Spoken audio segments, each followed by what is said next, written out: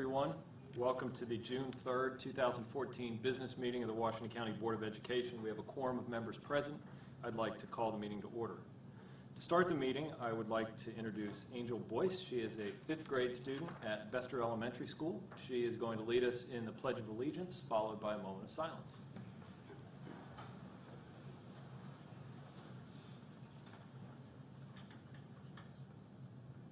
I pledge allegiance to the flag of the United States of America and to the republic for which it stands, one nation, under God, indivisible, with liberty and justice for all.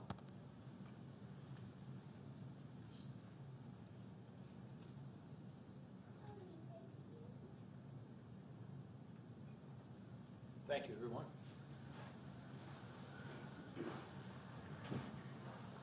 Angel, can you tell us who you brought with you today? Guests you'd like to introduce? I brought my mom, my stepdad Brian, my niece Mel, and my sister Sasha, and my sister Janice is in the unified track team. Excellent. Your family's provided a lot of talent to our schools. What is your favorite subject in school? Math. Math. Good for you. And I like math too. It's always a setup. Did I tell you what to say? Did I tell you what? It's the right answer. Just that's the right answer. What do you like to do when you're not in school? I like to dance. I like to play in my yard with my dogs. And I like to play with my niece. Good for you. And what are your plans for this summer? I'm going to save up money to help my mom pay for my guinea pig. And I'm also going to be getting a microphone so I can perform music videos. Good for you. Great. And where are you going to go to middle school next year? E. Russell Hicks. Outstanding. It's been fun to watch the new Bester School be built. Yeah. Pretty cool, isn't it? That's going to be great for all the younger kids at your school, but Yeah. I'm sure they'd take you back if you want to go visit sometime. Well, thank you for coming and starting our meeting. We appreciate it, and we wish you best of luck this summer, and do a great job in middle school. I'm sure you will. Okay, thank you.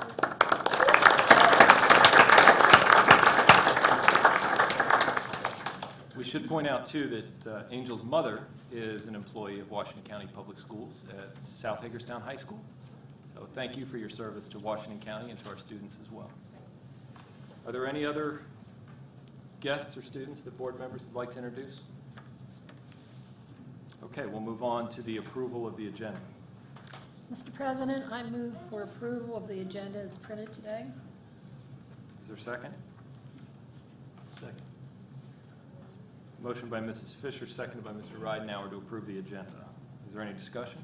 Mr. President, I'd like to amend the agenda to move the superintendent's report up before public comment. Motion by Mrs. Brightman. Is there a second? Second. Seconded by Mr. Bailey. Is there any discussion?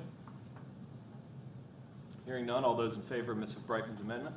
Are there any opposed? Motion passes 7-0, and the student member concurs. Is there any other discussion or amendments to the agenda? If not, all those in favor of approving the agenda as amended? Are there any opposed? Motion passes 7-0, and the student member concurs. That brings us to the superintendent's report. Thank you very much. I'm going to ask Mr. Wright, our Public Information Officer, to come forward, and he's going to ask some of our young people to come forward. Board members, I would ask you to come forward so that we can present the awards to these young people for their accomplishments within the system this year. And I would ask, Mr. Ridenhour, would you and Mr. Bailey please hand the certificates, and Mrs. Harshman, would you and Mrs. Williams help with the hanging of the wreath? Thank you. The rest of you, please join us.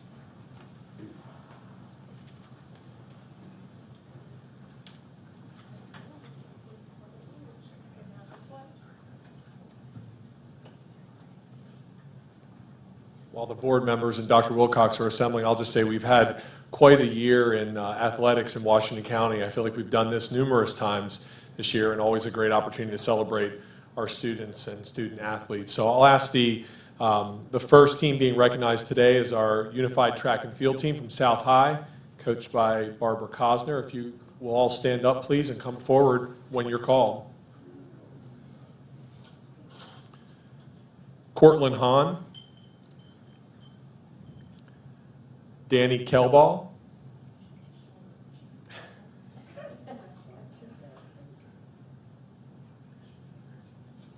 Jeremy Spikes.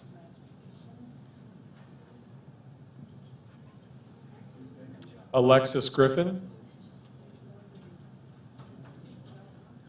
Richie Dobson. Josh Lawrence. Joe Shoup.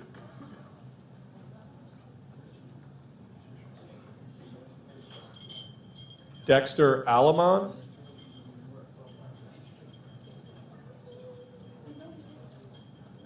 Musa Kita.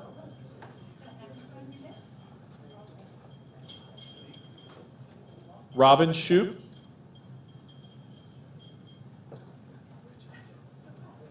Jordan Larison.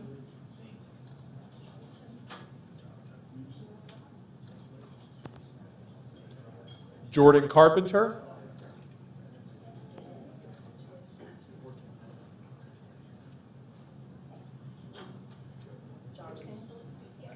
Janice Boyce.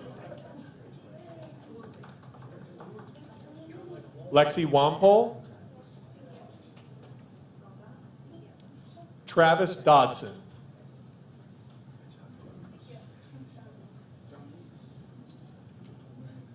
Mandy O'Brien.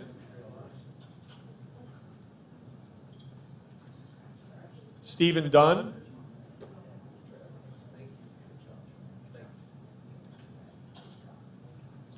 Shelley Brodka.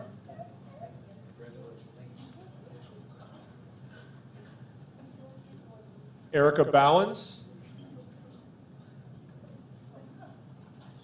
Thomas Rawlings.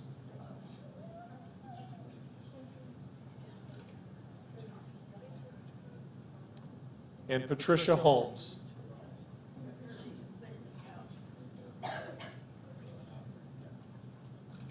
And leading these fine students is Coach Barbara Cosner.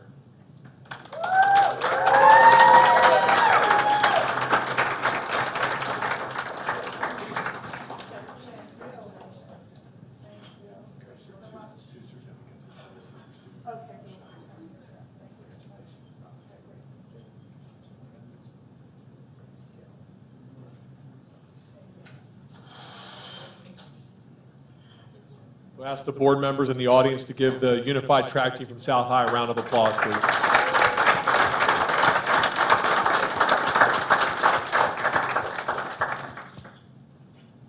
Thank you.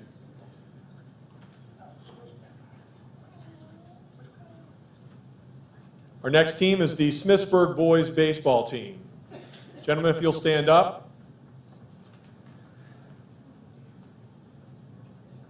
Before I start calling the students forward, I'll mention, I think the entire county knows, this is Smithsburg's first ever baseball state championship. Congratulations.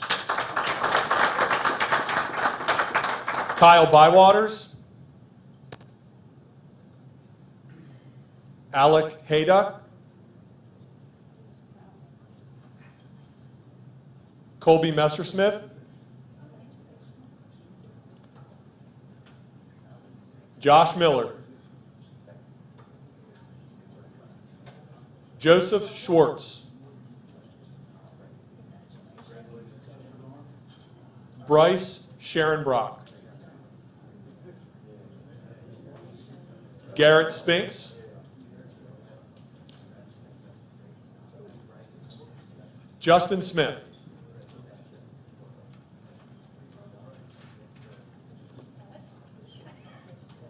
Jacob Barr.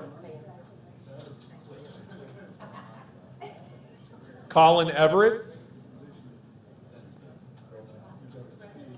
Ryan Bywaters.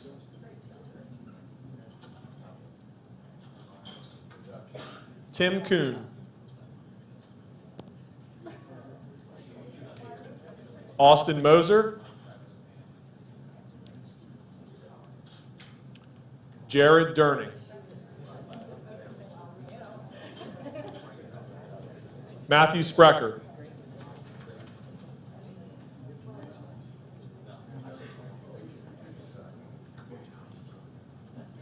Team manager Danielle Eiler. Assistant coach Justin Souza.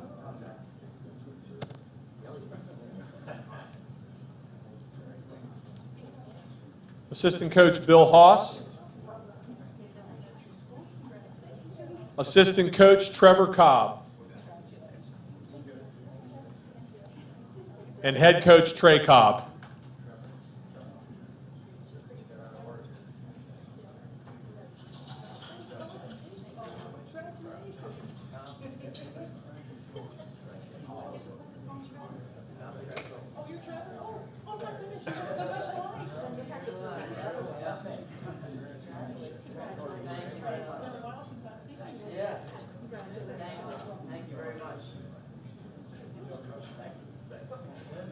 As the coaches are making their way through the line, I'll note that the Smithsburg baseball team had a combined GPA of 3.3 in addition to their state championship. And once again, please give them a round of applause.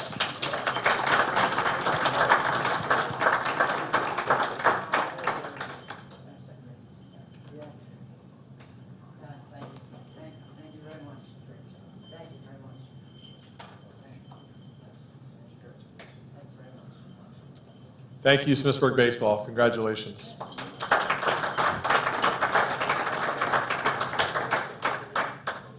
We have the pleasure of bringing some track athletes forward for what seems like the second or third time this year. We've had team sports and individuals, and we have some individual champions. If you ladies would start to come forward from the back, that would be wonderful. Our first athlete is Maggie Sullivan from Boonesboro.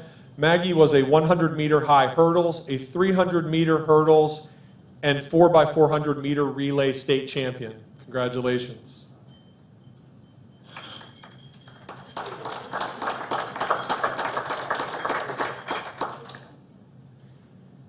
Next from Boonesboro is Megan Grams. Megan was a 3,200-meter and 1,600-meter state champion. Congratulations.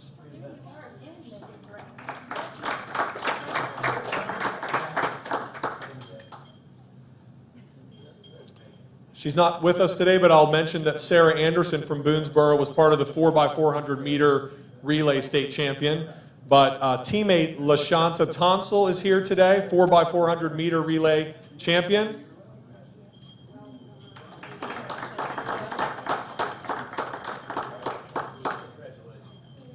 Also 4x400, Malia Simpson from Boonesboro.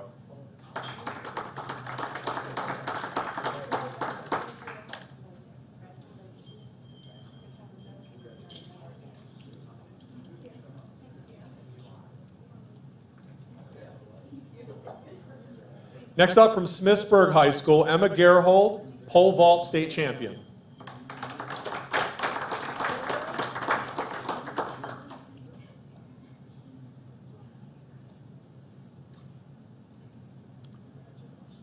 And our final recognition for student athletes today is Laurel Jackson, long jump state champion from North High.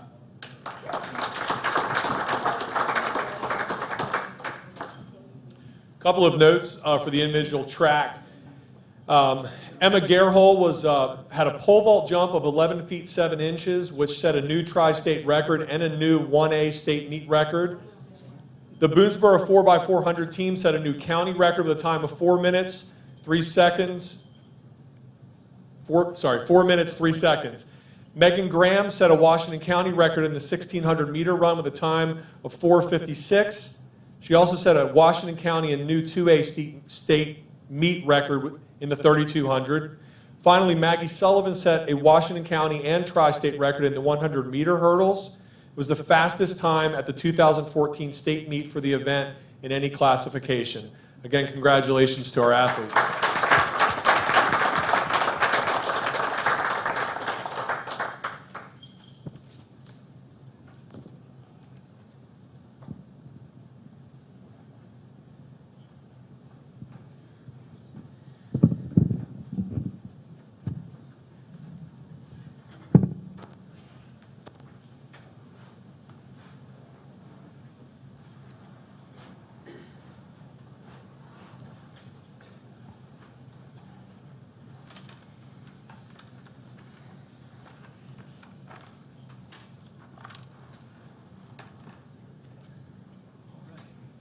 Seems that I've skipped over the approval of the minutes, so we'll backtrack and then hopefully move forward by stepping back. Mr. President, I was going to let you get away with that. You always keep me straight. I was Mr. keeping Bailey. straight. We do have a lot of minutes in our folder this time, and I'm going to motion for approval of closed session on May 20th, a work session the same date, a second closed session on May 20th, and a business meeting. 4 sets of minutes. I'm recommending approval. Is there a second? Second. Motion by Mr. Bailey and seconded by Mrs. Brightman. Is there any discussion or amendments to the minutes? If not, all those in favor of approval? Are there any opposed? Motion passes 7-0, and the student board member concurs. That brings us to public comment. We have 2 individuals who've signed up to speak. First is Daniel Moeller. Mr. Moeller? By policy, individuals who come to speak have 5 minutes. We don't cut people off in the middle of sentences, so wherever you feel comfortable. Wherever you feel comfortable. Sit at the end. Good afternoon, ladies and gentlemen. I have here a copy of the Washington Post newspaper of Sunday, May 25th. Front page, article, school buses often violate DC traffic laws. It's a poor headline, but the article makes clear it's the school bus drivers that often violate the DC traffic laws, not the school buses. I have here today's Herald Mail. Headline, school board candidates address bullying and improving communications. Both of these papers are pertinent to why I am here today. This paper was May 25th, Sunday, but on Friday, May 23rd, I was run off the road by a school bus, by a Washington County school bus, who swerved on a 2-lane road, and as I was trying to pass it, going in the same direction as the school bus. I stopped in front of the bus and considered my options. Now, I could have gotten out of my car, went back, and talked to the bus driver, and it's my belief that there were students on the bus based on the bus route schedule. But if I had done that, the bus driver could have said, "Oh, he threatened me." Never mind that I consider being run off the road by a school bus to be a threat to my car and to myself. Fortunately, while I was pondering what to do, a car came in the other direction. Now, I could either continue to block the school bus with my car, or I could get out of the way and let the car go past me and the school bus and continue on my way. And discuss this with Mr. Ombudsman for Washington County Public Schools. And when before noontime that day, I called the Ombudsman's number. And sure enough, I talked to Mr. Richard Wright, who stood up here as the communications director, who also has the same telephone number as the Ombudsman. So it's my belief that he is the Ombudsman for Washington County. After discussing the situation with him, he said he would mention it to the supervisor of transportation or bus drivers or whatever. Never heard a word back from him or the supervisor of transportation. Mr. Wright made a couple of gratuitous comments like later on, such as, after he listened to me, such as, maybe I shouldn't have tried to pass the school bus. And maybe there was a TV camera on board, that would really tell the truth of what happened. Well, okay, I just told the truth of what happened. I have here, I looked up Ombudsman on Google. The first article was Fundamental Elements of an Effective Ombudsman Institution. It's a 16-page article. And this one says the irreducible minimum characteristics such an ombudsman must have are 4. Independence is the first one. Impartiality and fairness is the second one. Credible review process is the third one. And confidentiality is the fourth one. It's a 16-page paper. I would also add an investigative, skeptical, inquisitive mindset is critical to being a successful ombudsman. Now, if you cut your teeth under the supervision of the previous Washington County supervisor, who believed everything was world-class and everybody should get golden apples, you might not take seriously the fact that perhaps some rotten apples have managed to sneak through the screening process and managed to go through the training and supervision. Now, we have rotten apples all the time in teaching positions, but they're very few. This article indicates that there's some rotten apples in the bus drivers' positions in Washington, D.C.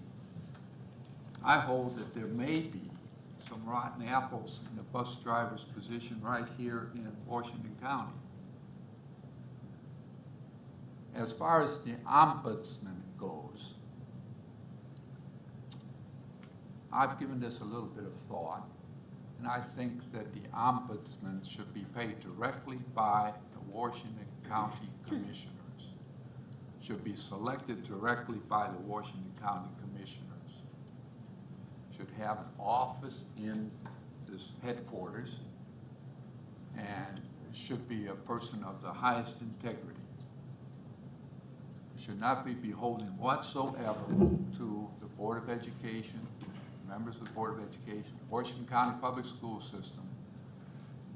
And I hope you consider that change, because I think Mr. Wright does a wonderful job introducing track team members and baseball team members.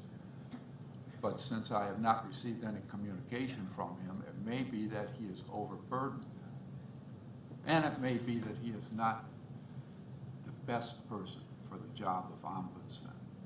Now, for high-tech solutions to Washington County bus drivers, you have gone to some expense to put cameras on buses to catch drivers who pass school buses when they're stopping to pick up or discharge passengers, students. Perhaps you could find some high-tech solution to monitoring the drivers to see that they do not speed, that they stay on the correct side of the center line of the road, and that they obey stop at stop signs and stoplights and obey all of the traffic laws in this county. Thank you very much. Are there any questions? Any brief comments in response? I'm curious as to where did this event take place? What road? Mr. Wright will be able to tell you that, sir. Well, sir, I'm asking you, if you don't mind. You're asking me, and I do mind, because I am aware of the laws regarding defamation of character and libel and slander. Now, if I were to accuse a specific bus driver by naming the route and naming the road and naming the time, the bus driver would have to go to court and prove that it didn't happen, because that's the laws of libel, or the laws of defamation of character. I wouldn't have to prove it did happen. The bus driver would have to prove it didn't happen. But I want to keep this out of the courthouse if I can. And that's one of the reasons why I did not report this to either the state police or the Washington County police, because the witnesses were the passengers on the bus driver, myself, and another person who was behind the bus in a different vehicle. Any other brief response? Well, could I elaborate then, if you do not want to tell me the bus route or what road it was on, and I fail to see how that ends up as a defamation of character, other than you're telling me what road. I'll find out, and maybe it'll answer a couple of the other questions, but the 23rd, maybe somebody can tell me this, I'm not sure you can or not, was that before or after the flooding that we had several weeks ago? Was that before or after that time? Probably after. After that time? Okay, because I'm trying to, if I knew the road, I would have a better idea of, you know, what the conditions were, what the conditions of the shoulders were, you know. The shoulder was about this wide. But was it damaged by the? No. It was a very narrow county road, 2-lane road, with a very, very small Was it a shoulder. passing area? Were there double No dot comment. lines, or was it a single don't- solid I line? mean, I don't think we're going to be able to litigate this here. I mean, But I'm It's- curious, you're making an accusation that our drivers are not trained, that they're not looking out for the best interests of our kids. I would say 5 of the 6 things that you mentioned, our school bus drivers are monitored on those things: speed, passing. You know, I think the only one that might, the camera might catch it would be, you know, crossing the center line. Everything else, as far as stop signs and stop lights, all that stuff is monitored by our buses and the system that they have on those buses. So we are, and our people are monitoring our drivers' performance in one way or another. If there's an accident, you know, everything is investigated entirely. So maybe there are some bad drivers, I don't know. I just, you know, without knowing specifics, and like I said, I will ask Mr. Wright, I will ask anybody else. I don't know what to make of the comments that you're making. You know, are they accurate or are they not accurate? You say they're accurate, I take you at your word. But by the same token, if the bus driver tells me, you know, I was across the line because the shoulder was not as safe as I expected to be, or I was worried about the shoulder because of all the rain.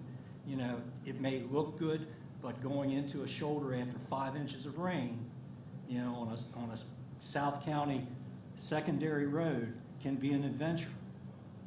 So, you know, there are so many things that I need to know before I can make or draw a conclusion.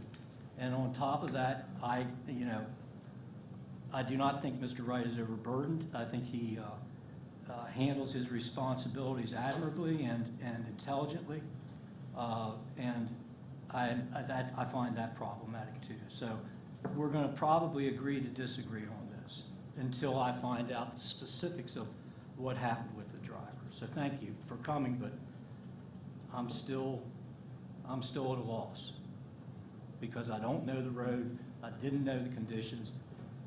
I don't know if that was a line that should have been crossed by a passer or not. I know sometimes our drivers have done it for me. If it's a narrow county road, if, you know, they will pull over as far as they possibly can without going into the shoulder and slow down to allow people to pass. But there may be situations that they just can't do that. So I will look into it. Thank you for bringing it to our attention. My car was a small Prius.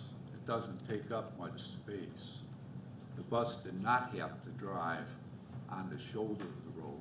I had to drive on the shoulder of the road to avoid an accident, to avoid getting pushed off the road by the school bus. Thank you very much. thank you, Mr. Muller. Next individual signed up to speak is Mr. Peter Perini.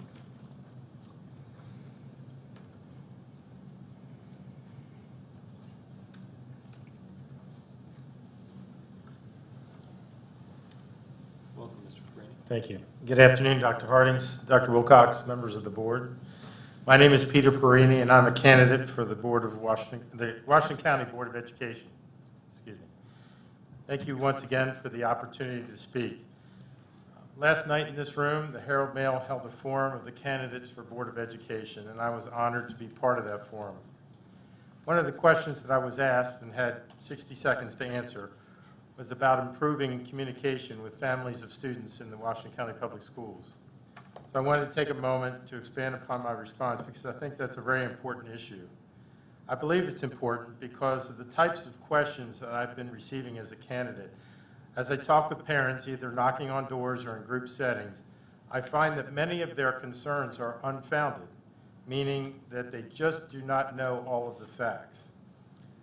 That is not necessarily anyone's fault, but I feel it is an issue to be dealt with. As I mentioned in the forum, I believe that there should be more emphasis on supporting the PTAs around the county.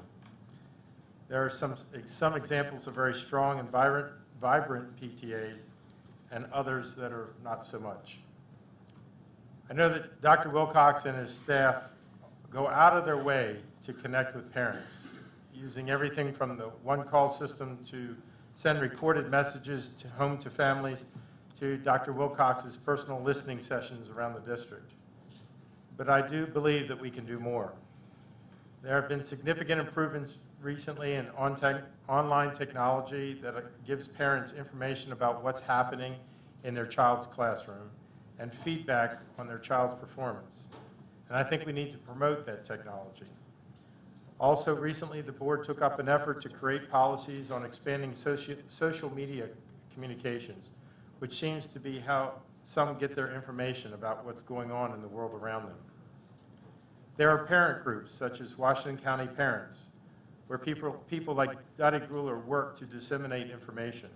Groups like that can be a valuable resource to the Board of Education, provided that the board endeavors to ensure that the flow of information is accurate. For example, there are many questions out there about the Common Core standards and the curriculum that supports those standards. I have found during my campaign that most of the concerns stem from a lack of understanding about the Common Core, although some are derived from people who are spreading misinformation in order to undermine the process. I think that it is in the best interest of the board, Washington County Public Schools, the students, and the parents, if we all work harder at making sure that there is a clear, open channel of communication, and that we do what we do best, that is educate. Educate the community about the issues, and they will find how good things are in our school system. Thank you. Thank you, Mr. Perini. Any brief response from anybody? All right, thank you. Thank you. This is the only two who have signed up to speak. Is there anybody else here who'd like the opportunity to speak? No? Okay, we will move on to old business. The first item is consideration of the second reading to rescind policy BCH, consultants to the board.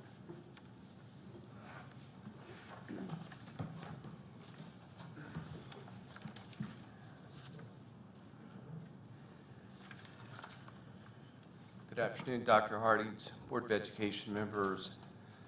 The Board of Education rescinded policy BCH at its public business meeting conducted on May 20th, 2014. After the first reading, a public notice was placed on board docs, and members of the public were invited to make comments. No comments were received. We are requesting that the Board of Education's approval of the second reading. Is there a motion? Mr. President, I move to approve the second reading to rescind policy BCH, which is entitled Consultants to the Board. Is there a second? Second. Motion by Mrs. Fisher and second by Mrs. Brightman. Is there any discussion? If not, all those in favor of the motion to rescind the policy? Any opposed? Motion passes 7-0 and the student member concurs.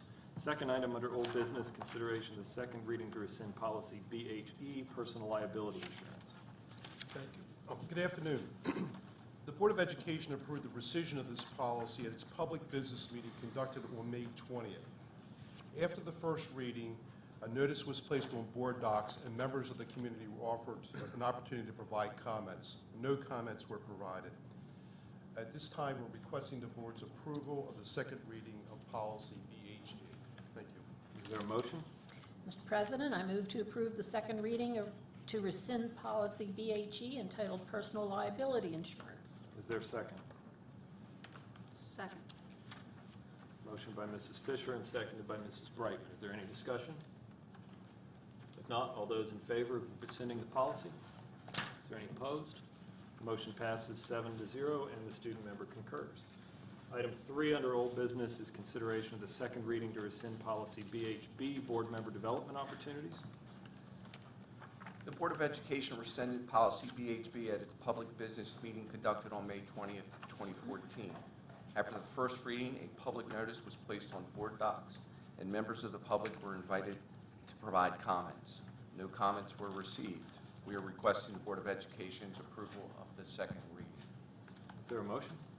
Mr. President, I move to approve the second reading to rescind policy BHB entitled Board Member Development Opportunities. Thank you, Mrs. Fisher. Is there a second?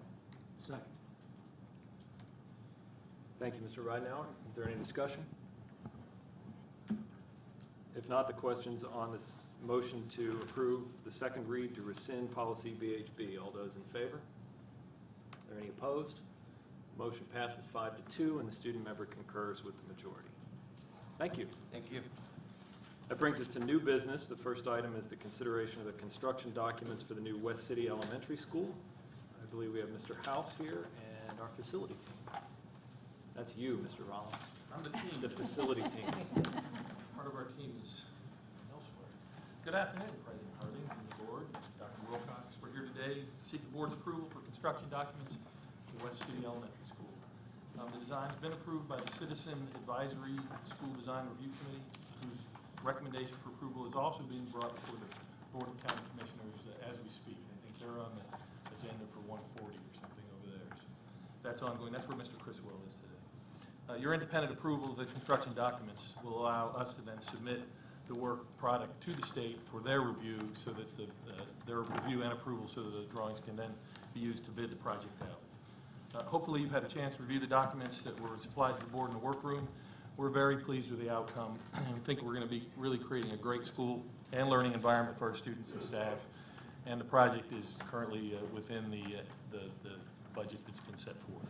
With that, I'll turn the presentation over to Mr. Aaron House of BFM Architects for a short presentation, a visualization of the design, after which we can answer any questions you might have. Thank you. At this point, until the, oh, there we go. Ask and you shall receive. There really have been no significant changes to the site plan or the floor plan since our last update to you early March. We did make some slight modifications to the pedestrian path around the site. Bus access is still from Buell Court to the east side, and vehicular access is from Sedgwick Drive, adjacent to the existing community center.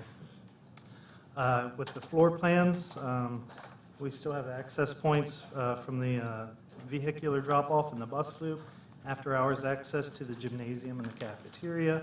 We have a Phase 2 expansion, which would be to the southeast of the building, and we still have incorporated the collaboration rooms in the floor plans of the first and second floor. On the second floor, we still maintain the IRC reading and flexible space, which is in the loft. We have a quick exterior rendering that's been put together. We're starting from the south, looking towards the north. We're going to fly around counterclockwise. Bus access from Buell Court. You see the expansion, Phase 2 expansion, which would be down towards the bottom of the screen at this point. You see the massing with the gym and cafeteria and the art rooms. On the right of the screen is the hardscape play area, and we start to see the staff and visitor parking lot and the main entrance now as we're looking from the north to the south. And have incorporated the landscaping per the construction documents, so you get a sense of the environment around the building. So then, this view was looking towards the east. The building interior. This is a typical classroom layout concept. We're featuring the collaboration room, which are between the classrooms, between pairs of classrooms. This allows for a flexible breakout space between classrooms and also has visual access between classrooms. Here's a view from within the collaboration rooms. So you can see we're showing those with doors open on both sides of the collaboration room. These can be accessed by both classrooms, can be shut off and accessed by one classroom, or you could close off both sets of doors and access it from the corridor for any other type of group activity in there. But you see the openness and the flexibility between the classrooms and the spaces. With the IRC, this is a view from the instructional area, kind of looking towards the southwest. A couple things I'd like to point out with this is we have the reading platform and the stairs and the bridge that goes over to the loft that I mentioned up on the second floor. We also have, behind those bookshelves is a folding glass partition, regularly known as a nano wall, that opens up and allows flow into the media classroom, which is also the science classroom until phase 2 would be constructed. And then our last view is from up on top of at the top of the steps, looking across the bridge over into the IRC loft, which is a reading loft in the flexible space. So that's our quick presentation on the documents, and with that, I'll take any questions. Is there a motion to approve the construction documents for West City Elementary School? Mr. President, I move to approve the construction documents as prepared for the West City Elementary School. Is there a second? Second. Motion by Mrs. Brightman and seconded by Mr. Ridenhour. Is there any discussion? Mr. Ridenhour? I just need, please forgive me, I just need to be refreshed, okay? And I'm looking in the segment on the first drawing of the first floor, on the side where the gym is, and then as we go out towards the I guess that would be what side? Right there, okay, out this way. And I see that's like a little stage there. Now, is that the cafeteria, or is that is the cafeteria, Yeah, right? cafeteria. And then the stage, where are the art and music rooms on this drawing, Rob, on the first floor? That's your stage, and over to the cafeteria. The music rooms are here, the general and instrumental music, the smaller one being Gotcha. instrumental music. Okay. The art room is right here. Got it, that's what I thought, but I wanted to be sure, I couldn't remember. Thank you so much, appreciate that. Mrs. Thank Fisher? On the walk across the top of the library, how tall are those glassed railings? We have those right now detailed to be 44 inches tall. There is a mesh infill. There's a mesh infill between the posts. It doesn't show up in a couple of the locations. Can you get their leg up? No, Yeah. they're very tight ordinance on It's that. mesh, but you won't be able to poke your hand or foot through. Yeah. It's a small mesh. 44 inches? Yes. The code minimum is 42 inches for guardrail, so we've extended that up to 44. A child can't get his foot up to there, can he? Now, the size of the mesh would be small enough that they No. wouldn't be able to stick I a meant toe in there. over the railing. No, I mean, I don't know the height of an average first through fifth grader, but It's almost 4 feet. It is. yeah, just shy of 4 feet. Yeah.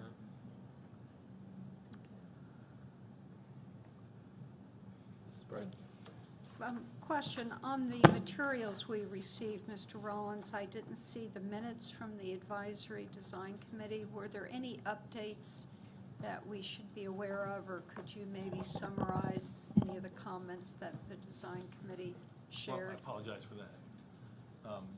No, the committee was very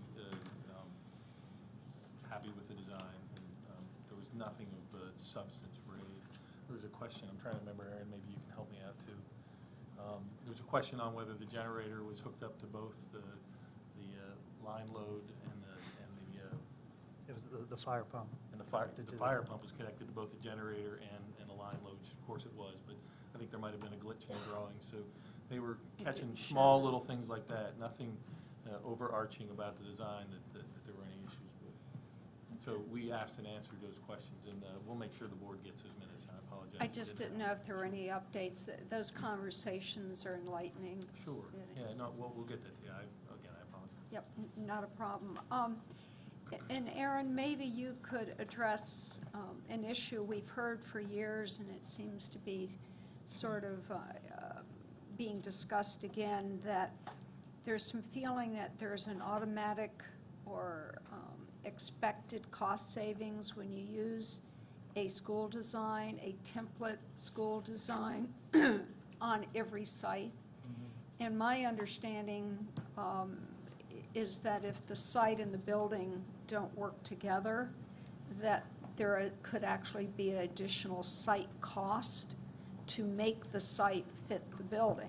So can you maybe, from your experience, explain that synergy or lack thereof alignment between those two items? I'll weigh in the best that I can. Sure. As far as prototype building design, think of it as you know, a house situated on a specific site, and each person who owns that house wants different things. You know, they want the kitchen to be laid out this way. They want the bedroom to be located here, there. I guess what I'm getting at is the site and the building kind of work hand in hand. If we lived in the Midwest where everything was flat and we could put the building anywhere on the site, I think it would be more beneficial. However, with the topography in Washington County, anywhere from Smithsburg to Clear Spring to South County to Hagerstown, we have topography to deal with. So I don't know that you would realize full benefit of prototype building designs. Plus, I think the educational specifications change from school to school slightly over time. With that being said, there is a benefit to having a certain kit of parts, say with how the art rooms, the music room, the stage, and the cafeteria are laid out. You might be able to take pieces of a building and reuse those. But as far as a true sense of a prototype. But the elevations and the grades can, I think, actually add some additional cost. Correct, correct. Okay. And we like to think we learn something for every school that we build also. And that's not just learning in terms of, well, let's add this on the next one. And also we learn ways to save money too. And like that was a design that really worked. So you hate to lock into a template because you always are looking to improve. So. And I think when we track the cost of a project, do we sort of separate out the site expenses from the actual building construction expenses? So that would allow us to do that contrast and comparison. Thank you. Mrs. Harshman? To sort of continue that, other than the elevation and the grades, wouldn't it be possible to turn the buildings? I mean, this one in particular, we had it moved all over the whole area until we found the right place for it to sit. So I would think that with a standard design, you could still do that, adding maybe a floor under something to alleviate the problem of a drop in the elevation and so on. So I think what a lot of people have said to me is, why would we not just have a plan that you could alter, turn, or whatever to save all the architectural costs for every time we build a building? So I believe that's what maybe Mrs. Brightman was alluding to, and what most of the people were concerned with. And I couldn't come up with an answer because I knew that this one we had moved and turned and everything else, so it wasn't that this particular building was actually built for that land, because if it had been in a particular place on that land, we couldn't have moved it. Well, and I guess to answer the question, would a prototype school design work? Yes, it would. However, I don't think you're going to get the most efficient use of the site or even of the budget by doing that, because, excuse me, with the different site scenarios that we went through with this, with taking this building and moving it 5 or 6 different locations on there, had it ended up, say, at the rear of the site, we would have had to make some major changes to the school to get it to function again. So, and then also going in front of the Planning Commission with this school, I believe there were some certain things that certain requirements that we needed to fulfill, and being in a neighborhood setting, ways that you design the building to reduce the scale, as I've talked about before. So, you know, a prototype building design would work, but I don't think you're going to gain the full economic benefit or site efficiencies that you would. I can tell you from working in more than one jurisdiction, and talking to my colleagues around the state, that when you do a prototype or you attempt prototype design, architects don't give away their designs for free. So, Exactly. When you go to reuse a design, there's always minute changes. There's certainly changes in the site. So your civil engineering component of an architectural team's fee is going to remain the same or increase, because you're now moving the building onto a different pad. But you're not starting Every from small change you square make to the one. architectural design has a ripple effect through not just the floor plan itself, but it can affect how you rotate the building, can affect the mechanical systems. All the calculations have to be redone based on where the sun crosses the building, where the shadows are, where your windows are. So all that stuff is in play whenever you put it on a different site. And the fees that we get from architects, in my experience, they don't decrease when you do a prototype. You're either flat or you're still increasing slightly. And it doesn't, now you're looking at me like that doesn't make sense. You're And I understand from a layman's point of view, I do understand that. But that's my experience and the experience statewide when dealing with designs like this. Every little change has that ripple effect, and you end up paying about the same, even if it's a prototype. Owners also want small changes. There might be a change in a curriculum component, or something that has us change. You know, this year we have collaboration spaces, and that's a great idea, and we're putting it in. But 10 years from now, it might be a different idea. We might not have classrooms at all. We don't want to lock ourselves necessarily into a prototype, especially as far out as Washington County Public Schools are spaced in terms of new schools, with years in between the openings. If we were to sit here today and say, let's build 5 schools right now in these locations, 3 middle schools, we were going to replace 3 middle schools. Having a single design for all 3 of those adapted to the site, hiring one architect up front to do that job up front over a period of years, that's where you might get some savings. But one-offs, it's very difficult to get this. Perfect. Okay, I had one other question, and that was on the second page. The area where the sidewalk comes up still has to cross the maintenance entrance, correct? Yes, And crosses. I think, did you say that you were putting a bump in there or something to, I forget what you did tell me. On It's the been so original long. design where the student had to cross the access into the service drive, which came from the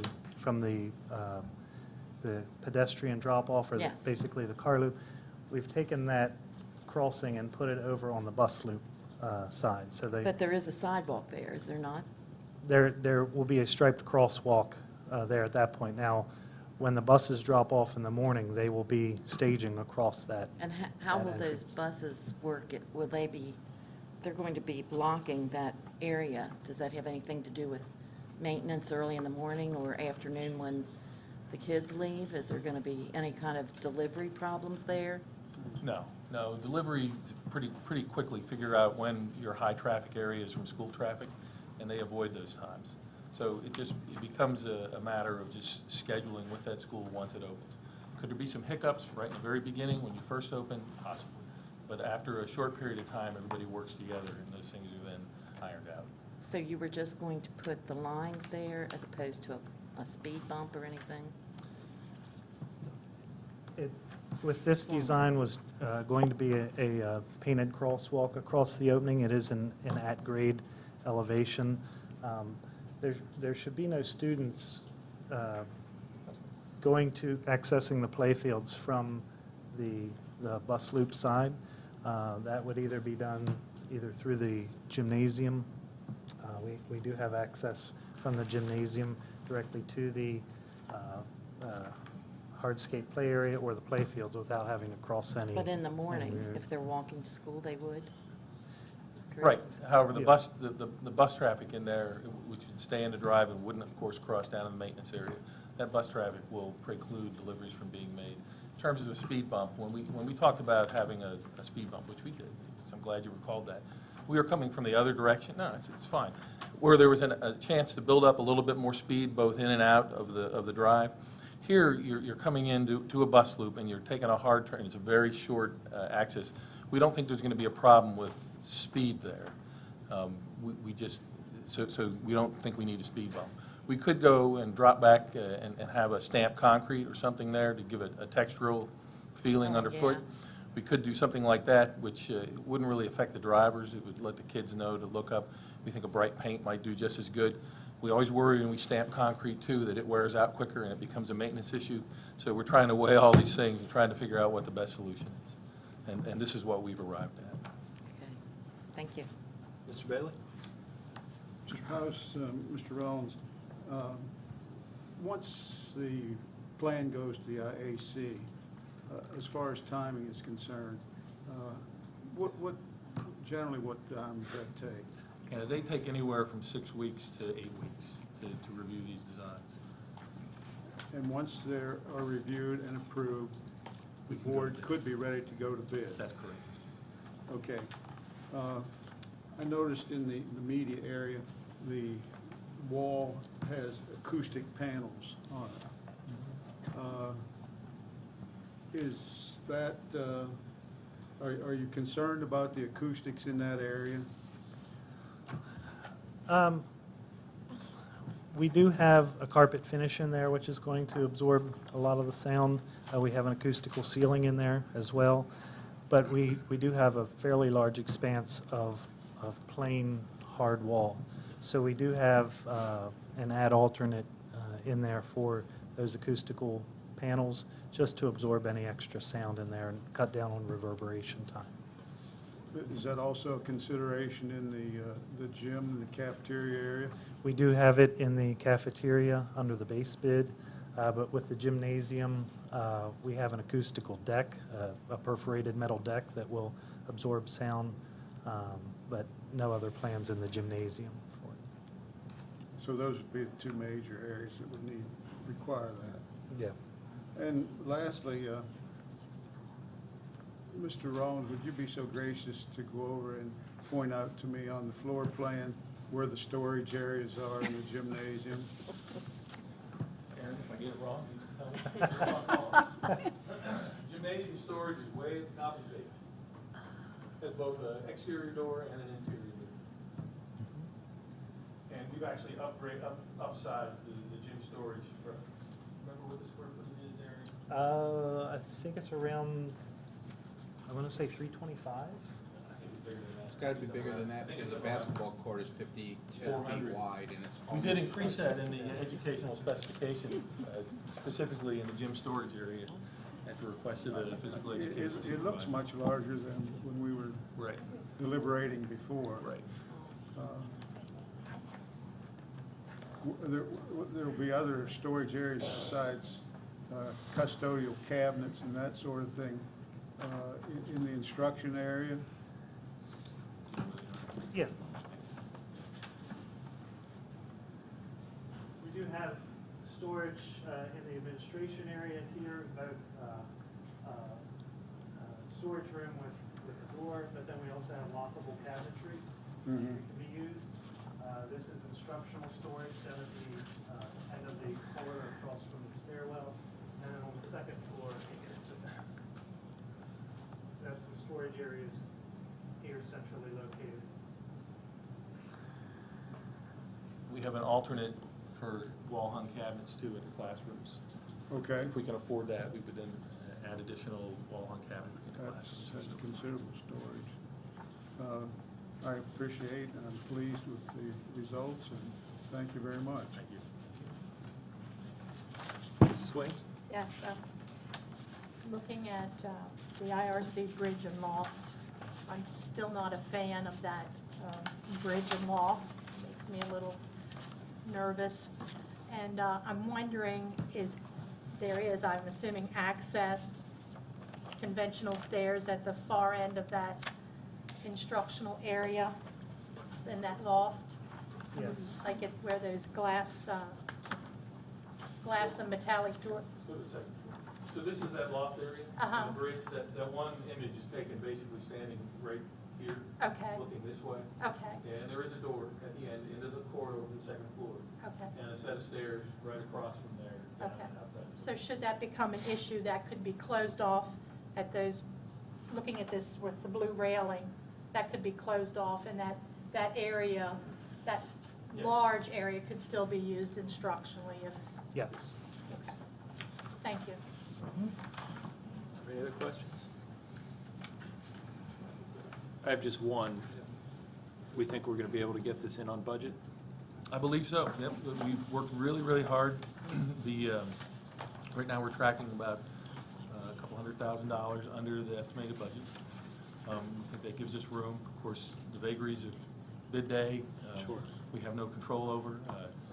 We're assured by our design consultants who've worked with their estimating consultant over and over again. They probably got tired of hearing us pound things back to them, back and forth, back and forth. Did you look at this? Did you look at this? Did you look at this? And we think we're in a good place. Is the state's share on this governed by the new law that was passed this year on Prevailing wage. on prevailing wage or under the previous? It'll be under the new one because we're bidding after July. Yes. I didn't know if it was triggered by when you got local planning money, because that's really when your budget starts to fall into place, or if it's when you bid. I It's think when it's you bid. triggered by the timing of the bid itself. So that puts even some more But- pressure on our budget. Right. Because in this case, It would have been over we're bidding right within the 50%. square footage. Unlike Bester, where we overbuilt a little bit, Right. I don't think we even have an opportunity in the old law to look at it each way to achieve any local savings. So I think either way, we would be bidding this one prevailing. Great. Any other questions? If not, the question's on Mrs. Brightman's motion to approve the construction documents for the soon-to-be renamed West City Elementary School. All those in favor? Are there any opposed? The motion passes 7-0, and the student member concurs.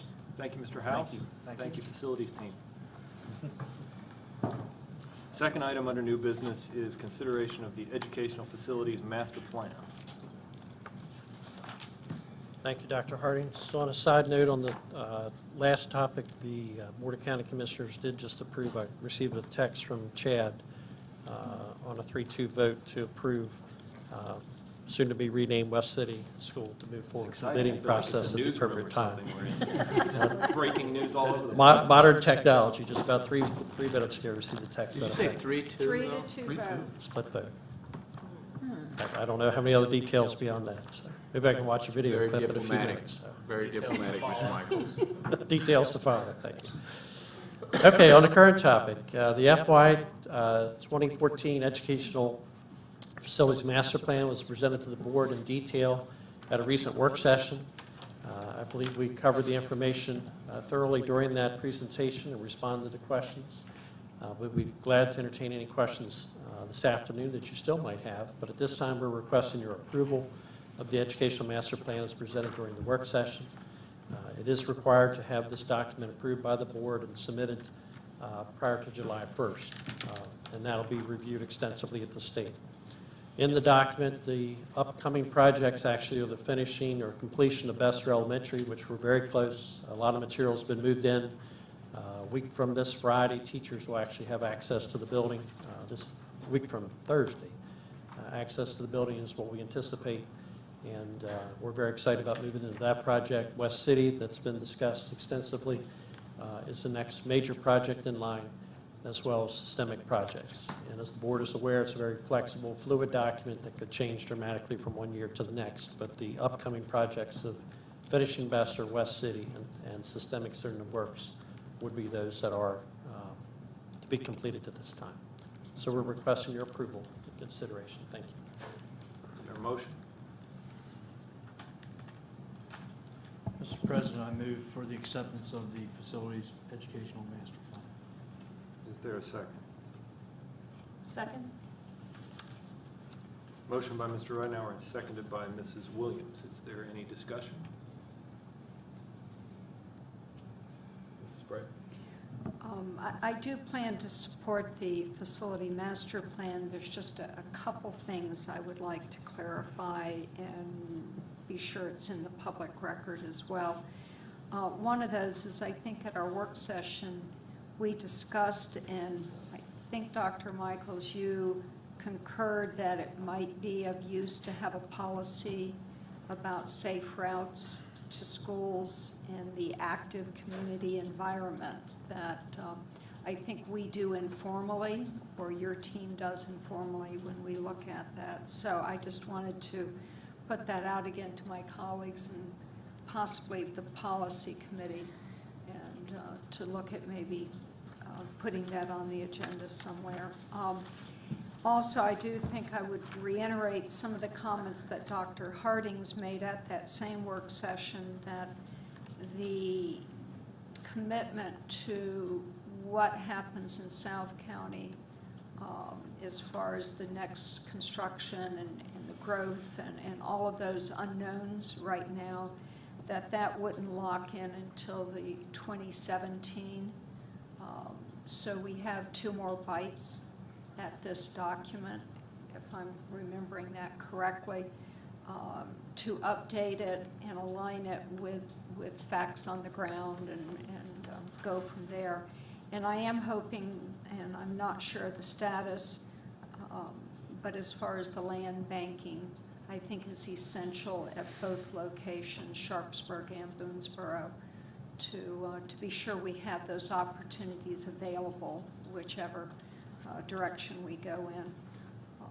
And that was all. Thank you. Any other questions or comments? I'm just going to add a couple of comments to what I said that day as well. And just to remind the public, one of the, as we look at development and consider how it's going to impact our schools, we do propose and the commissioners adopt a pupil generation rate, which is based on what we know about development in the county. So that tells us, based on what kind of construction it is, if it's a single-family home, a townhouse, an apartment, how many students we expect at each school level based on how many units are built. And one of the things I was trying to say during the work session that I don't think communicate very well is, as people hear about the numbers of houses that are proposed to be built in the Boonesboro area, we hear 50 a year, maybe optimistically people are saying 60 or more per year. If they're all single-family houses, which generate the most pupils of any kind of construction, our pupil generation rate for single-family homes is about 0.45 per home. So just for rough numbers, let's say it's 1 student every 2 homes. So in terms of calculating when we will have enough growth or new students in order to fill a new school, you have to look at the number of homes built and essentially divide it by 2 to get the number of elementary students that we think we're going to have. So even under the optimistic projections at this point, if there were 50 homes built per year for the next 7 years, that's 350 homes divided by 2 is about 175 students. Now, 175 students in the South County area is going to be a challenge for us to deal with, there's no doubt. But when it comes to use Dr. Michael's analogy, filling up that cup and getting enough students to be able to justify full state participation, 175 doesn't quite get you there. So I would just caution as we move through the next 2 years and continue to evaluate this, that what may seem like explosive growth, we have to look at in terms of the number of housing units and the number of students that's going to generate, and how that then lets us ask the state to participate in the funding of a new school. So, If I might add, not to confuse the situation, it's not only the homes that are in the South County area. If you read the document carefully, we need 155 homes built in the South County area currently for the Sharpsburg project. But in addition to that, we need 175 to 185 homes to be built in the Rockland Woods area. to fill up that capacity as well in order to qualify for full state funding. So it's a twofer in that it has to fill adjoining districts as well. Any other comments? If not, all those in favor of Mr. Ridenour's motion to approve the educational facilities plan? Are there any opposed? The motion passes 7-0, and the student board member concurs. Thank you all. Thank you. Next item on the agenda is the consent agenda.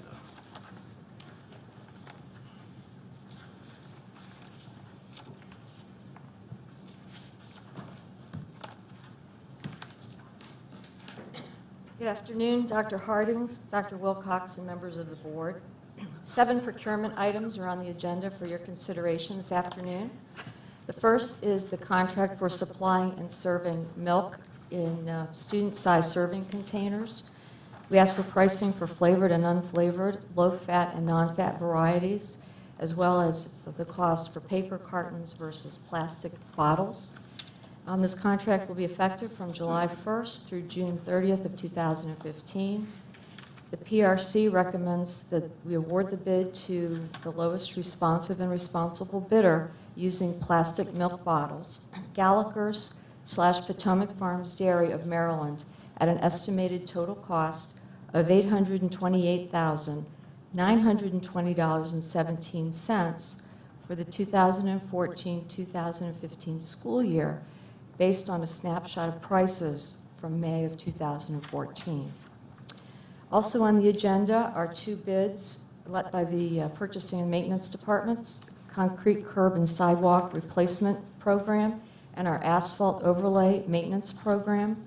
These are bids that the board has seen before. We've been bidding these every year or two. The budget for asphalt maintenance and overlay program is $200,000. The budget for concrete curb and sidewalk work is $50,000. This is a unit price contract for labor and/or materials, be effective for 1 year through May of 2015, with the option for 2 additional renewals by mutual agreement of the parties. It's recommended that these bids be awarded to the incumbent contract holders, the concrete curb work to Chuck Harrell Home Construction, with the asphalt work to Huntsberry Brothers. Again, both of these contractors have performed satisfactorily under the current contract. The next item on the agenda is a requisition to purchase 34 interactive projectors for Bester Elementary School. These projectors will be purchased from Nick Pepino Associates in the total amount of $50,830. Also, a requisition is on the agenda to purchase 100 laptop computers. These are IBM ThinkPad laptop computers, and these 100 computers are needed to replace aging laptop computers within the school district. Hartford Computer Group is the vendor, and the total price is $72,200. Additionally, there are 2 other contracts for the board's consideration. The first is RFP 2014-35 for on-call landscaping maintenance services. This would be our first contract for these types of services on an open requirements as needed basis. The contract would be used for routine landscaping projects at any school location. Job orders would be placed by written quotations to the lowest responsible company submitting a quotation under the contract, and purchases would be made as needed throughout the contract period, which would be effective through May of 2015, with a limitation of the budget of $80,000. The landscape contract is recommended to be awarded to Antietam Tree Services for the tree services only, Shades of Green Landscaping and Excavating, and Advantage Landscaping and Construction on the unit price basis for quoting and for potential projects under that, within that budget limitation. The final procurement item on the agenda is for on-call maintenance and repair to the board's fiber plant. This contract would provide for emergency restoration of fiber and routine maintenance services to our fiber. The school system owns approximately 30 30 miles of fiber optic cable and conduit infrastructure. This contract would provide a bit of a assurance of good prices if we would need to have any work done on our fiber plant at any time during the contract period. There was also a second a component to this bid solicitation for reworking the existing fiber at the West End schools, and that is a lump sum award recommended to be awarded to Day & Sons at a total cost of $9,800, with the as-needed work performed by Henkels and McCoy at the unit prices within the solicitation response. Any questions? Is there a motion? Mr. President, I'm going to move for approval of the consent agenda, and I would like to read the motion into the record. Fantastic. To approve the bids for milk in half pints to Gallagher Dairy and Potomac Farms Dairy at $828,920.17. Concrete curb and sidewalk maintenance program to Chuck Harrell Home Construction at bid unit prices, anticipating total purchases of approximately $50,000. Asphalt overlay maintenance program to Huntsberry Brothers at bid unit prices, anticipating total purchases of approximately $200,000. 34 interactive projectors for Bestra Elementary School to Nicholas Pepino Associates at $50,830. 100 laptop computers to Hartford Computer Group at $72,200. Landscape maintenance services to Antietam Tree Service, Inc., Shades of Green Landscaping and Excavating, and Advantage Landscaping and Construction, Inc., at bid unit prices, anticipating total purchases of $80,000. And maintenance and repair services to Fiber Plant to Henkels and McCoy at bid unit prices, and Day & Sons, Inc., at $9,800. I'd like to move for approval. Is there a second? Second, Mr. President. Motion by Mr. Bailey and seconded by Mr. Ridenhour. Is there any discussion? Mrs. Brighton? Milk question. Paper cartons versus plastic. And we decided to go with plastic. Help me understand that choice. It costs more. There's more involvement with recycling. Or I'm not going to be able to come up with the chemicals that the plastic's made with, but you hear about different leaching or off-gassing of plastic. Talk to me a little bit. Who's our plastic expert? We had that discussion during procurement review. What Jeff, Mr. Prue described to us is the children do drink substantially more milk in the plastic. The taste holds better in the plastic than in the carton. The fact that I understand you're concerned about health, but I don't think there's any documented evidence, because milk is not long-term stored in the plastic, that we'd have concerns about. The plastic bottles are recycled to the best of our ability, although I'm sure some of them find their way into the trash can as opposed to the recycle bin. And the cartons, as from a recycling standpoint, with that wax material and whatever, it takes forever to break down the landfill. So I think our Probably discussion... breaks down quicker than plastic. Quicker than plastic, but if we recycle the plastic, Yes. you take out that issue. But I think our main decision factor, as far as procurement review went, was children were drinking more milk. The milk itself, we've gotten rid of some of the artificial sweeteners in that. I believe most of the flavored milk in this bid is with natural sugar, and we believe all that to be healthy. Okay. Thank you. Is there any other discussion?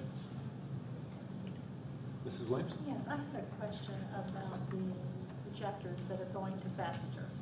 Okay. 34 of those, I believe. will they be in all classrooms, just the grade level classrooms? What is the plan for the distribution of those? They'll be installed, it's a 4-round school, so they're going to be installed in all the classrooms, the media center, the computer lab. There were a couple conference type areas they decided to install the short throw projectors as well. There are a couple other small intervention rooms and things like that. We're going to transfer some of the equipment from the old Bester to the new Bester for those rooms rather than the expense of the installation of the mounted projectors. Is the state picking up the cost of any new equipment or technology? As Rob would generally describe, what you can turn upside down and shake out of the building, even though these will be mounted, is not paid for by the state. Thank you. Any other discussion? Not the questions on the approval of the consent agenda. All those in favor? Are there any opposed? Motion passes 7-0, and the student member concurs. Thank you. Thank you. Item 4 under new business is consideration of the third quarter budget adjustments. Mr. Sal.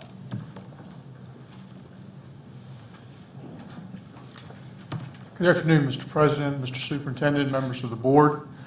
You have in your packet over the weekend the requested third quarter budget adjustments for FY13, and I trust that each of you have had an opportunity to review them.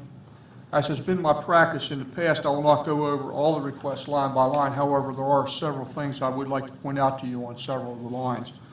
First of all, on line 3, mid-level administration, you see there that we are requesting to book a save of approximately $127,700.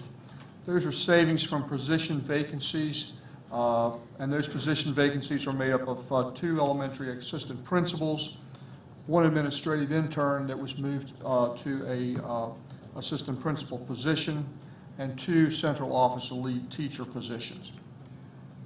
Those are in the English language arts area and the virtual high school area. Moving down to line 4, instructional salaries, there we have a positive variance of approximately $503,500. Again, these are savings from vacancies in open positions. There's an elementary physical education teacher, an elementary music teacher who's on an unpaid leave, 7 open middle school and high school teaching positions that are currently filled with long-term subs. And the good news is that the biggest save in that area is a $230,000 savings in the area of instructional substitutes, which means we're putting our best and brightest in front of the students on a daily basis and not utilizing subs as much as we had in the past. There's also a $94,000 save in the summer school line, and that's due simply to a later start of summer school than normal. Moving down to line 6, other instructional costs, you see there that we're requesting to book a save of $397,400 approximately. That's due to lower than expected tuition at the deaf and blind school, savings of approximately $100,000. Also lower than budgeted participation in the Associated and Builders and Contractors program, savings of approximately $17,000. And the big item in that category is the reduction in the capital equipment rental. And that results from capital lease on multiple copiers that expired. That capital lease allowed us to purchase those copiers for $1 a piece. And as a result of that, we're only paying for the maintenance on those machines at this time. Those machines all have significant life left on them. That's a savings of $230,000. If you move down to line 9, student health services, we're requesting to book a save of $100,000 in that line, in that category. That results from savings of about $20,000 from an LPN vacancy. That's an LPN that we use on one-on-ones. And we expect that the contracted school nursing program will come in at about $80,000 less than what we had budgeted. Student transportation services down on line 10, you'll see there approximately $105,000 in savings. And that's the biggest item in that area is a savings of approximately $85,000 from salaries, and that's primarily in drivers' salaries. Operation of plan on line 11, we're requesting to book a save of $179,000. That results from several things. First of all, savings of about $25,000 from 4 custodial vacancies. Those are not vacant all year, but that is the domino effect as folks are promoted and from one level of the custodial ranks to another as one of our senior folks retires or leaves us in some other way. The big item there is natural gas. We're booking a save of $100,000 there, and I'd just like to comment on that. $100,000 sounds like a lot, but if you recall back over the last couple of years, that number has been significantly larger in the energy area. The total budget of energy exceeds $4 million, so $100,000 in the total scheme of things is pretty small. What that brings me to is the fact that we normally budget for bad winters like we had this winter. So in past years, we've had multiple hundreds of thousands of dollars that we've requested the board to repurpose. This year, the savings is only about $100,000 because we did budget for the kind of winter that we had this winter. And that certainly does bode well for us. When we have a winter like this, we don't have to take money from other areas to pay to heat the buildings. As we move down to line 14, fixed charges, we have about $175,000 in savings from FICA. That's just commensurate with the full year salary savings.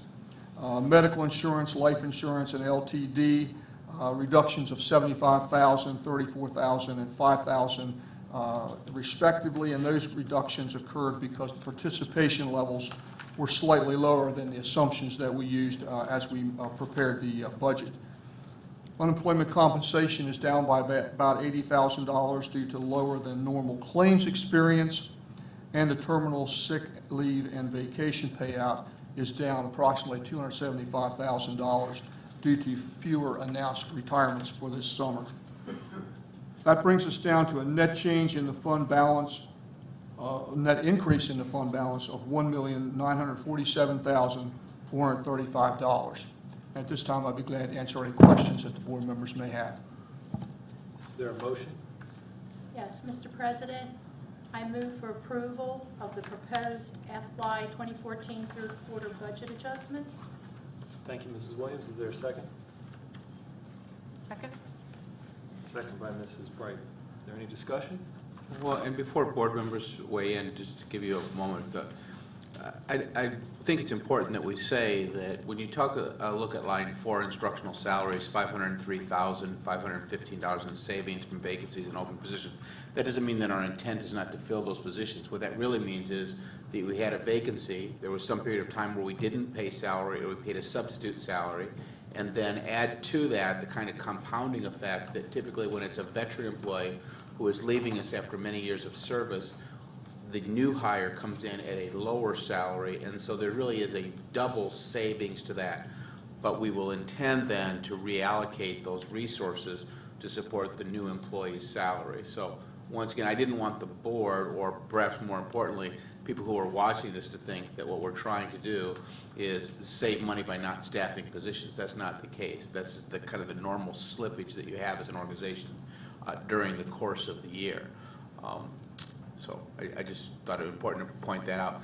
The other thing is that in line 9 on student health services, we certainly had one vacancy that accounted for a significant number of those dollars, and we are going to see some contracts services coming in at less than budgeted. But all the board needs to recognize and the community recognizes that one student who needs private duty nursing will cost us almost $100,000 when you pay the salary and the benefits load for that person. So what appears to be a bit of a windfall in the short term could actually be caught up and used in a very short period of time. Discussion? Questions? Mrs. Bright? Dr. Wilcox, to that statement about vacancies, I was trying to count. What I think I heard you say is those positions will stay in the budget. Yes, they will. Yes. On line 5, participation in the contractor trades partnership, is that the Bar Institute? I believe that is the bar. Yes, that's the associated building. We have lower than anticipated participation is, Participation has been down in that for several years. We've not reduced the budgeted amount in that area, but participation has been down to 4 or 5 students over the last couple of years. is that a lack of knowledge shared with our students for the opportunities there? Is there any type of ideas or suggestions? Well, there are a number. We've actually met with the ABC contractors several times, and we'll probably be meeting with them again in the spring. For us, really, what it is we're trying to grow back our building trades programs. We have began by building back at Washington County Technical High School. There, we've strengthened the electrical program. We have really a double-digit increase in the number of students who are participating in our electrical trades. Our building trades, whether it be construction, framing, flat work, or some of these other areas, are growing back. Plumbing is just coming a little bit behind, and that's what's at the Bar Institute. So I think what we have to do is build back our building trades, and then the plumbing aspect will come. One thing that's been a bit of a challenge for us with the plumbing trades and the Bar Institute is that the young people who attend there then have to leave, and it's been typically a male-dominated industry. And so those guys that go over to that school, you know, they just don't have the same experience that the kids have at Washington County Technical High School with, you know, the traditional diversity of a student body. So it just hasn't been as attractive for young people to go over there, but we're working on some things to make it more so. One other, what is our total and our fund balance right now? Right now, the total in the fund balance is approximately $11.5 million, but we have not yet closed out the Downsville Pike project. We have about $7.5 million to close out the Downsville Pike project, which is going to bring us down to about $4 million. This 1.9 that we're increasing here in these third quarter adjustments will bring us up to about 6. But that does not include, I would caution that that does not include the demolition costs for the 820 Commonwealth Avenue. So whatever those turn out to be when that RFP, the bids come back, we will need to subtract from that $6 million. Thank you. Yes, ma'am. Are there other questions?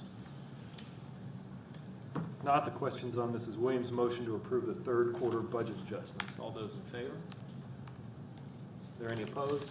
The motion passes 7-0, and the student member concurs. Thank you very Mr. much. Sal. Item 5 under new business is the first reading to rescind policy IKA and adopt policy IKC. Good afternoon again. The Policy Committee requested staff to examine existing policy IKA entitled Grading System, High Schools and Middle Schools, and policy IKC entitled Class Rankings and Grade Point Average to determine if the two policies could be consolidated into one comprehensive policy. We'd like to take this opportunity to thank Mr. Akers for taking the lead on this request and for preparing a draft of a new proposed policy on this subject, which is coded as policy IKA, and which is entitled Grading System for Secondary Schools. The Policy Committee, after several modifications to the working draft, that improved the clarity of the document. A review of this proposed new policy reveals that certain provisions that now appear in the two existing policies have been deleted, and in certain cases, new language is being proposed for the consideration by the Board of Education. In the event the Board of Education moves forward with the action being recommended by the Policy Committee, the Board should consider 3 motions. The first motion is to rescind existing policy IKA. The second motion is to rescind existing policy IKC. The third motion is to adopt the first reading of new policy IKA, grading system for secondary schools. This new policy, if adopted, will be effective as of the 2014-2015 school year. Thank you, Dr. Marco. Is there a motion? Mr. President, I move for the approval of the first reading to rescind policy IKA entitled Grading System High Schools and Middle Schools, become effective at the change of, or become effective at the start of the 2014-2015. No. Will it come effective in July? Yes, that would be the 2014-2015 So it- school year. 2014-15 school year. That sounds awkward. All right, at the beginning of the 2014-2015 school year. Is there a second? Second. Motion by Mrs. Fisher, seconded by Mrs. Williams. Is there any discussion? If not, all those in favor? Do you have a question? Yeah. I'm sorry. I apologize. I was looking through this and it says, this is Mike, the new policy.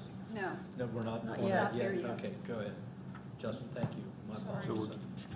Yeah, this is just the vote to rescind the existing IKA. IKA. Okay. All those in favor? Are there any opposed? Motion passes 7-0, and the student member concurs. Now we'll move on to the next motion. Mr. President, I move to approve first reading for the rescission of policy IKC entitled Class Rankings and Grade Point Average. Is there a second? Second. Motion by Mrs. Fisher, seconded by Mr. Ridenhour. Is there any discussion on this policy? If not, all those in favor? Are there any opposed? Motion passes 7-0. Student member concurs. Third motion. Mr. President, I move for the adoption of a new policy IKA entitled Grading System for Secondary Schools to become effective July 1, 2014. Is there a second? Second. Motion by Mrs. Fisher, seconded by Mrs. Williams. Discussion. Mr. Ridenhour. Okay, I'm going down to the final exam, Mr. Akers and Mr. Dr. Marco. Final exams, which include a written component required in every high school course that does not participate in the park. Final exams will be calculated no less than 10%, no more than 20%. Is there a calculation for the park?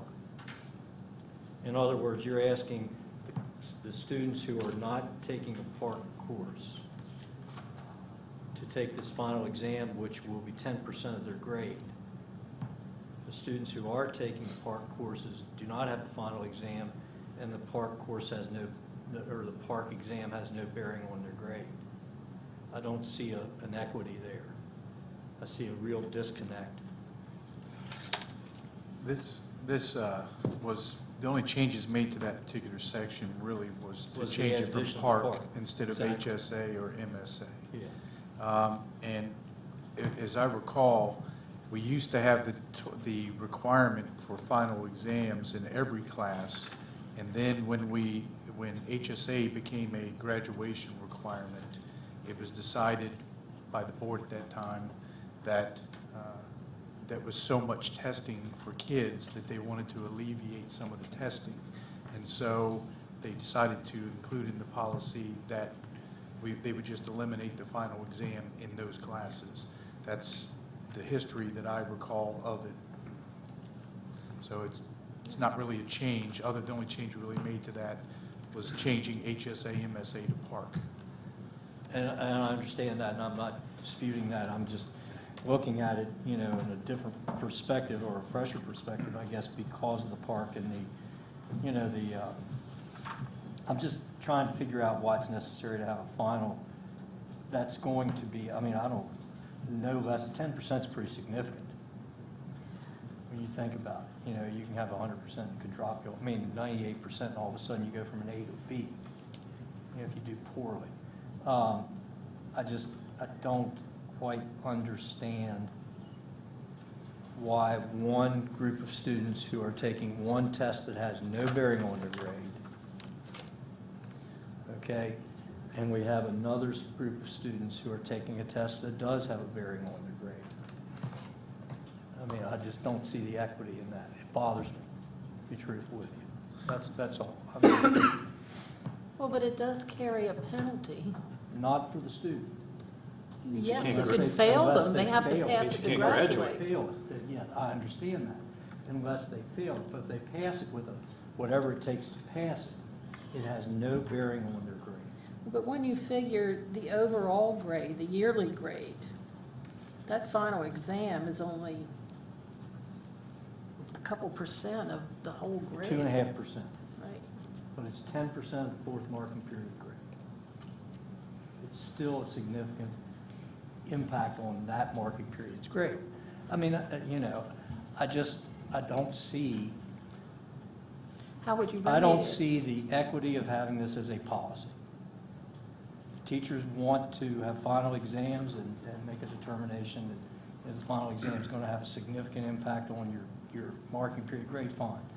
But to put it in policy and say, okay, just because you don't take the park, because there's no park exam, we're going to test you, and it's going to have an impact on your grade.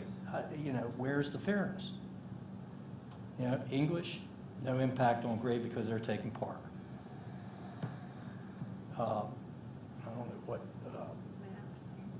whatever, math, yeah, impact on it and whatever. Just a statement. I don't like it, but, yeah, I will abide by the will. It's up here for a vote. Thank you. Is there any other discussion? Mrs. Harshman? The final exams are teacher-generated, correct? Okay. Well, no, some of them are county exams, I mean, that were developed by teachers in the county, but they're not state assessments, they're not purchased assessments, they are county assessments. And it varies, for example, in math, they call them checkpoint tests, Benchmarks. Benchmarks. and, yeah, and other courses are called benchmarks, So is the benchmark then a final? yes. We What- usually take what's- one every marking period. Right, but I thought that did not count as a final. Well, it's about the same percentage of the grade, I think. Okay. This differed a lot, again, in that history of it, that many of you might recall when the final exams were actually a fifth grade, that, it was 20% of your overall grade. It was, like having 5 marking periods instead of 4, but 1 came from your final. And the board changed that several years ago also. So at that time, the type of exam changed significantly too. Or other discussion? I'll confess to coming down the opposite side for Mr. Ridenhour. I think there should be a final exam in every class. If we're going to be a college and career-going culture, I think, and the fact that a final exam counts for no more than 5% of your final grade, I think does not reflect what students are going to be seeing when they go to college. So if I were king, I would rewrite it in the opposite way. So maybe what we have here is a compromise in the middle. I don't know, but Just a brief question to go along with the whole final exam thing. How does that apply to AP classes, just out of curiosity? The final exam thing? Because, I mean, they're not mentioned in the policy, obviously, but, I mean, AP class, that's a pretty big test that you're taking. And those are courses where they're called final exams, but it's usually a benchmark, and it doesn't necessarily test everything that you learned from the beginning of the year, more what you've learned that last marking period or more recently. So the final exam, I think in some courses, like say when those earlier changes were made to the policy, I think the definition of final exam shifted as well, whereas before, when it was in a 5th grade, it really was an exam of everything you learned that entire year. But now I think it's fallen in line, and it may have some of that aspect to it, but it's more of a benchmark test. And especially in an AP class where the kids are just getting ready to take a really big test. Well, yeah, on I'm top just thinking of like my calculus benchmark, which, I mean, all those concepts obviously build on each other, so you can't really avoid going back in the year, but definitely wasn't as big as the AP test. Mrs. Harshman? Well, I remember when I gave 3 major tests in a week, 2 weeks, 2 weeks, and 2 weeks. And I swore I would do everything I could to not have the kids have to go through that again. So at the end of the year, to give them 2 major tests for 3 major tests is just wrong on so many levels. So I think one or the other is adequate. I'm not sure that I'm wrong. I think we just disagree. No, I hope we can think disagree do- without saying that Yeah, one I or the didn't other say is you were wrong. wrong, because if that's what you believe, that's up to you. But I gave the tests, and to give them that was wrong, I felt, to give them 3 tests in 2 weeks. And they felt it, because I'm sure by the Okay. third one, the scores were nothing like the first one. Is there other discussion? Well, Mr. no, Wright? we'll agree to disagree. And I don't think and I agree with your position. My problem with the premise is there are so many things that they're going to see in college that are different than what we do here. I mean, our whole mode of teaching is going to be different than what they'll see in a college. It's not structured anywhere close to what we're doing. But all I'm saying, Justin, is that I just have a problem with one class because they have to take a federally mandated exam. I There's understand. no impact. Yet, one that we're generating locally, there is an impact. I just think I it's understand. just patently unfair. That's the only reason I have an issue. I understand. Is there any further discussion? And the question is on Mrs. Fisher's motion to approve the new policy IKA on first read. All those in favor? Any opposed? The motion passes 6-1. The student member concurs. That moves us to item 6 under new business, which is the first read to rescind policy GBEA, Comprehensive Liability Insurance, Defense of Sovereign Immunity. Thank you. The Policy Committee conducted a review of this policy, and based upon its review of the matter, concluded that it should be rescinded because the subject matter is already covered under state law. At this time, we're requesting the approval of the first reading of the rescission of this policy. Thank you. Is there a Mr. motion? President, I move for approval of the first read to rescind policy GBEA, which is entitled Comprehensive Liability Insurance, Defense of Sovereign Immunity. Is there a second? Second. I'll take Mr. Bailey. Thank you, Mrs. Williams. Is there any discussion? If not, all those in favor of Mrs. Fisher's motion to rescind? Are there any opposed? The motion passes 7-0, and the student member concurs. That moves us to consideration of item 7 under new business, first read of policy BFAA. Policy Committee conducted a review of policy BFAA, which is entitled Attorney Involvement. The Policy Committee is recommending minor changes, wording changes to this policy. It is also recommending that the policy be recoded as policy BDG and that the title be changed to read School Attorney/Legal Services as recommended by the standards adopted by the National School Boards Association. If these recommendations are acceptable, a motion is required to rescind existing policy BFAA, and a separate motion is required to adopt the first reading of new policy BDG. Is there a motion? Mr. President, I move for the approval on first read to rescind policy BFAA entitled Attorney Involvement. Is there a second? Second. Motion by Mrs. Fisher, second by Mr. Ridenhour. Is there any discussion? Seeing none, all those in favor? Are there any opposed? Motion passes 7-0. The student member concurs. Mr. President, on the second part of this, I move for approval of the adoption of policy BDG entitled School Attorney Legal Services. Is there a second? A second? Motion by Mrs. Fisher, second by Mrs. Williams. Is there any discussion?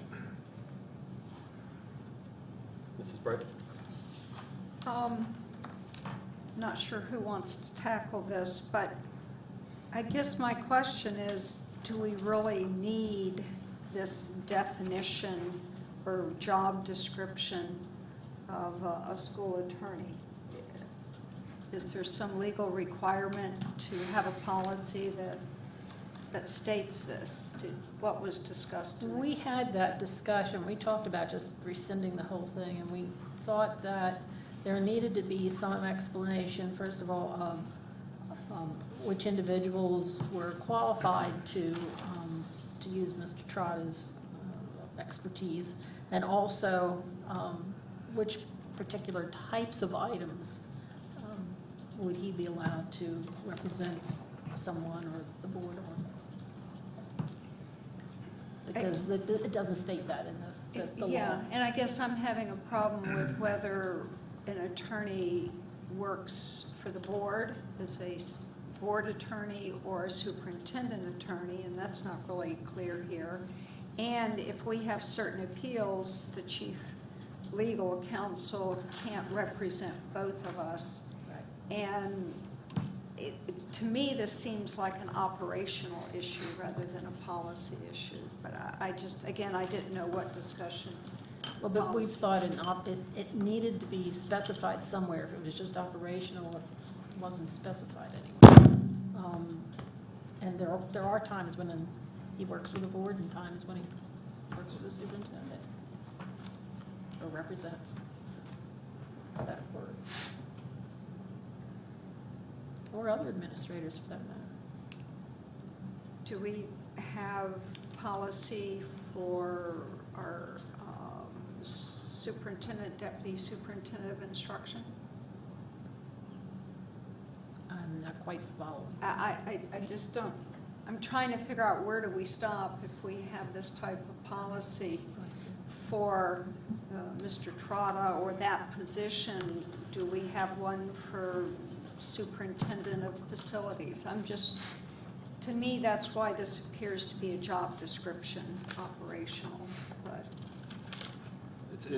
We had exactly this discussion in the policy committee, and I think the example I used was the head of IT. Okay. So, I mean, I was going exactly where you were, so your questions are not unique. I mean, we certainly had a robust discussion of exactly that in the policy committee.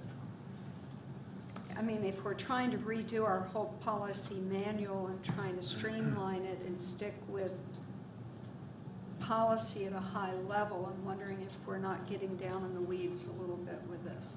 I just put that out as a suggestion. Is there other discussion?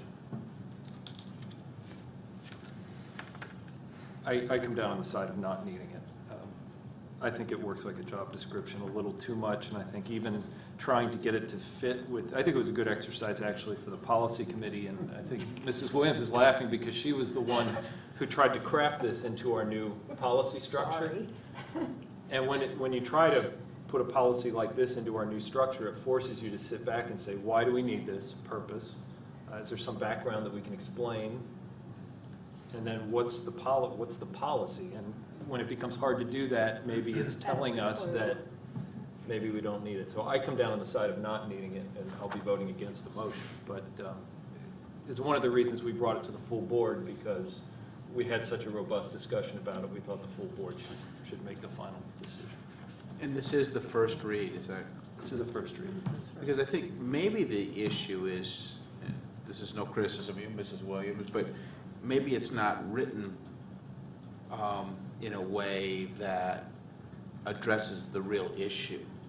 And I think the real issue becomes, when is the board attorney, and when is the attorney, the superintendent or the administration's attorney?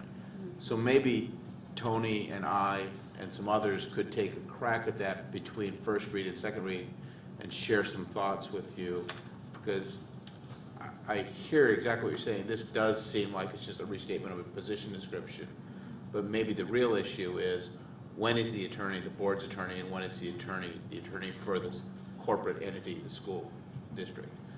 So perhaps we can take a look at that. And the crazy thing is he is always both, but sometimes he might not be. Does that make sense? Perfect. It does, and it's been awkward from time to time. Not with Mr. Trotta, but with other attorneys in other districts, I'm sure, Tony. I also pointed out that we pay a salary then. It is in our line item, yeah. See ya. Uh-huh. You're theirs. Well, I will support the first read with the assumption that. We'll that take a look. you will We do may not that. get there, but we'll take a Okay. look. And then if we get to second read, then we can It's still give it there. another Wasn't just thumbs my up or draft. thumbs down. Other people had a stab at it as well. I won't hang it all on you. I'm sure they just made did. the first attempt. Okay, so the question then is on Mrs. Fisher's motion to approve on first read policy BDG. All those in favor? Are there any opposed? Motion passes 6-1. The student member concurs with the majority. That brings us to item 8 under new business, first reading to rescind policy BJ and adopt policy BK. The policy committee examined current board policy BJ, which is entitled School Board Memberships, and it has the following 3 recommendations. First, the current policy designates the particular organizations that the Board of Education would hold membership in.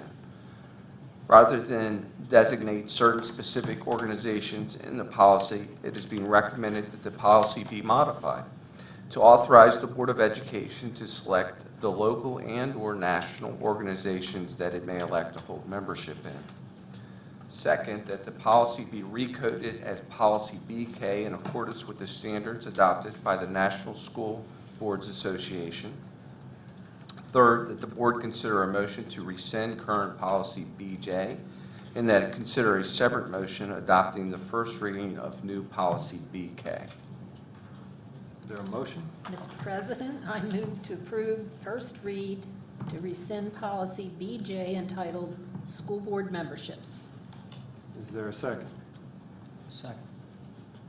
Motion by Mrs. Fisher, second by Mr. Ridenhour. Is there any discussion? Mrs. Williams? Yes. I'm not in favor of rescinding this policy. I'd like to see it retained. I recognize that I'm a member of the minority on this, but I believe that policies are and should be the codification of an organization's best practices, especially in the area of board governance and operations. In our case, to my knowledge, there's no listing of best practices that can be passed on to future boards or future members of boards, and I think relying on the collective memory is not a way to ensure that best practices continue. I think it's essential that an identified best practice, like joining our state and national school board associations, should be recorded in board governance policy. Such a policy would not only guide future boards, but I believe it would be an endorsement of the groups that represent, train, and support boards of education. Thank you, Mrs. Williams. Is there any other discussion? Mrs. Harshman?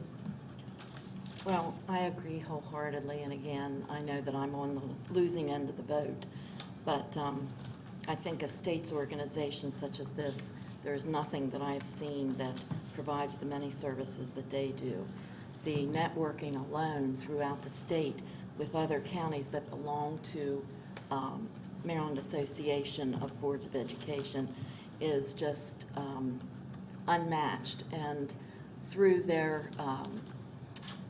workshops and conferences and the networking, I have gained insight into how boards operate and how the other counties face certain problems, and I would hate to see this lost in the shuffle. So I will be voting against rescinding this policy. Thank you, Mrs. Harshman. Is there any other discussion? Mrs. Fisher? I have in my hand a copy of the Washington County School Board operating processes. Now, these were developed in 2010, 2011, or revised in 2010, 2011, and I realize we have not revisited these for a while to maybe officially update them or whatever, but I do recall having copies made of these distributed about a year ago. I'm sorry, what are they called, Ms. Fisher? Washington County School Board operating processes.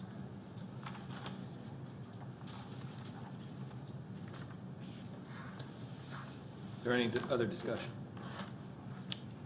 not, the question's on Mrs. Fisher's motion to rescind policy BJ. All those in favor? Are there any opposed? Motion passes 5-2. The student member concurs with the majority. Mr. President, I move for the approval of, on first read, the adoption of policy BK entitled School Board Memberships. Is there a second?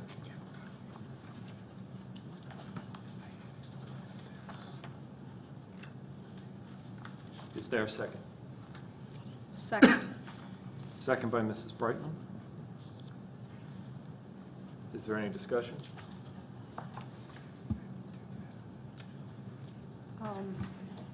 Mrs. Brightman, Oh, and then I'll you go sure? to Mr. Wright. I would not be able to support this new version of school board membership any more than I could the old one. Again, I'm going to sort of stick to my guns on what constitutes a policy and what constitutes a practice or procedure. I just don't see that a membership or a statement of membership or may give permission or shall, I just think we're getting down again in the weeds. So to be consistent, I will be opposing this policy. Mr. Rideout? I would just agree with Mrs. Brightman. It's very innocuous. It doesn't, it doesn't offend me in any way. However, I just don't see this as a policy. I think this is something that we can do without a written policy. It makes no sense to include this when we're trying to streamline our policy manual as it is. So I will not be supporting this. Is there other discussion? Mrs. Harshman? Well, since this only takes up about 2 inches, I will be voting opposing rescinding this. I'm sorry, this is a motion The to first approve. To motion, accept yes, it. Yes. Oh, I'm sorry, I have BJ here. For the new BK. Oh, okay, Which is got it. So just to be clear, the motion on the floor is to approve the first read of policy BK. Okay, I got it. Okay. Any other discussion? No? Okay. I find myself where Mrs. Williams and Mr. Ridenhour are. I have great enthusiasm for Maeve. No, you don't. What did I say? No, you Mrs. don't. Williams. I'm sorry. I was just looking at her. 'cause She and I were was looking busy. at each going, don't think so. Mrs. Brightman and Mr. Ridenhour are. I have great enthusiasm for Maeve. I'm privileged to serve on at least one of their committees and have attended their conference. But I'm not sure that I believe this belongs as a policy, so I'll be opposing. I would just like to say that Okay. I'm going to be opposing this too. I just don't think that it's anything. As I say, I favored BJ, and I'd rather have nothing if not BJ. Very well. No. Is there any other discussion? If not, the question's on Mrs. Fisher's motion to approve policy BK. All those in favor? All those opposed? Motion fails, 0 in favor, 7 opposed, and the student member opposed. That brings us to item 9 under new business, the first reading to rescind policy BI, School Board Legislative Program, and adopt policy BJ. Thank you. The Policy Committee is recommending a comprehensive changes to Policy BI.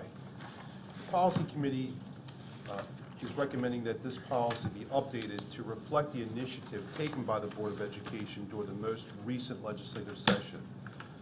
During that time frame, the Board of Education adopted a framework to be able to provide frequent and immediate comments on legislation that could have impact on finances or on the education of students. The policy is updated, formalizes the role of the Board of Education's legislative response team. The policy also sets forth the process the Board of Education will follow to establish its core values and its legislative priorities. The Policy Committee is further recommending that this policy be recoded as Policy BJ in accordance with the standards established by the National Association of Boards of Education. The Board of Education is being requested to consider 2 separate motions. The first is to rescind current policy BI The second is to adopt new policy BJ entitled School Board Legislative Program. Thank you. Is there a motion? Mr. President, I move for the approval on first read to rescind policy BI entitled School Board Legislative Program. Is there a second? Second. Motion by Mrs. Fisher, seconded by Mrs. Brightman. Is there any discussion? Mr. Rydell? Real quick, I think this is a very good effort on the part of all of you that were involved in writing this particular, because it's become more and more apparent, obviously, that particularly after this year, that we need to act quickly in some instances to. We're just rescinding. I'm Oh, sorry, I can't hear him. I'm back down to the second one already. I'm getting ahead of you guys. I apologize. Sorry. Hold the Yeah, thought. well, yeah, probably. Are there any My comments on apologies. rescinding that policy? So we're talking about rescinding. Yes, I apologize, Mrs. Williams. I We've was, had a lot of policies today. Yes, It's we hard- have. it's hard to- I was looking ahead, and I got ahead of myself. Which one are we on now? So Rescinding the policy. motion on the floor is the motion to rescind policy BJ. Which is, BI. See, I'm even looking at the wrong one. Wait a BI. minute. Okay, I'm going to just state it again so that it's very clear. The motion on the floor is the first read to rescind policy BI entitled School Board Legislative Program. Everybody, Mrs. Harshman, you with us? I'm with you. All right. Thank you. Excellent. Is there any further discussion? If not, all those in favor? Is there any opposed? Motion passes 7-0 and the student member concurs. Doesn't this make everyone want to be on the policy committee? Yeah, no. Been there, done that. Okay. Is there a motion? Mr. President, I move to adopt policy BJ entitled School Board Legislative Program. First read. On first read. Is there a second? Second. Is there any discussion? Mr. Rydell? Yeah, well, Pull the microphone just so we're sure that we can. Just to go back again and repeat what I said, I think this is good. I Can't hear think him. we found out this year in particular Can't hear him. how rapid response sometimes is important to address legislative issues that come up surprisingly sometimes. And we have been surprised on several occasions. I'm just looking at number 2 under policy statement procedures. The legislative response team will be comprised of. And I don't have a problem with the numbers. I just think that, it might be too specific. I wouldn't mind seeing, and I'll send this to the policy committee, as you move forward, if it passes first read, president and/or designee, at least one other board member, superintendent and/or designee, and chief legal counsel. I just think that there may be an instance where one of those individuals cannot accommodate that responsibility, and it's too big a one to lock somebody in that can't give it the time that it needs. So my only concern is that we don't, hamstring ourselves with just those people. And I think there are 7 people that could fill that spot if the president determines that, or the superintendent determines that those people could best work on that particular committee. Just a suggestion, I'll send it to the policy committee. I think that's a great suggestion, and I don't know which way the committee will go. Originally, it didn't say the board president, it just said 2 board members, but then the thought was, well, the president really speaks for the board, and would a member who is not the president feel as flexible in driving to Annapolis to... So those are the kinds of thought processes that could lead you either way. So thank you for the comment. I'm sure we'll turn this over quite a bit more. Mrs. Williams? My question and concern was number 2 as well. And realizing that this wouldn't be the same as a standing committee, and wondering how it would be that the 1 or 2 board members, I understand how the legislative person would be a member of the team, but how would the other person be selected? Would that be something that the board as a whole would do, or is that an appointment by the president? So I don't know if we need more clarity there as to how that all comes about. I think that's, my intent was to cover that in paragraph, I guess, 3.3, which says the Board of Education will approve the core values, the legislative priorities, and the board And the members board appointed to member. the LRT. So that would So be a that would board be function. like a motion. It would have to be a at motion. public meeting that would Absolutely. make the team. Right. That would be That would seconded. It could be affirm the amendable. team. Absolutely. Okay. And that was part of my effort to make the structure a little more formal than it was last year. So, Could I have, Sure, could I have absolutely. another shot? And Mr. Trotta, you may be the person that will need to answer this, I don't know.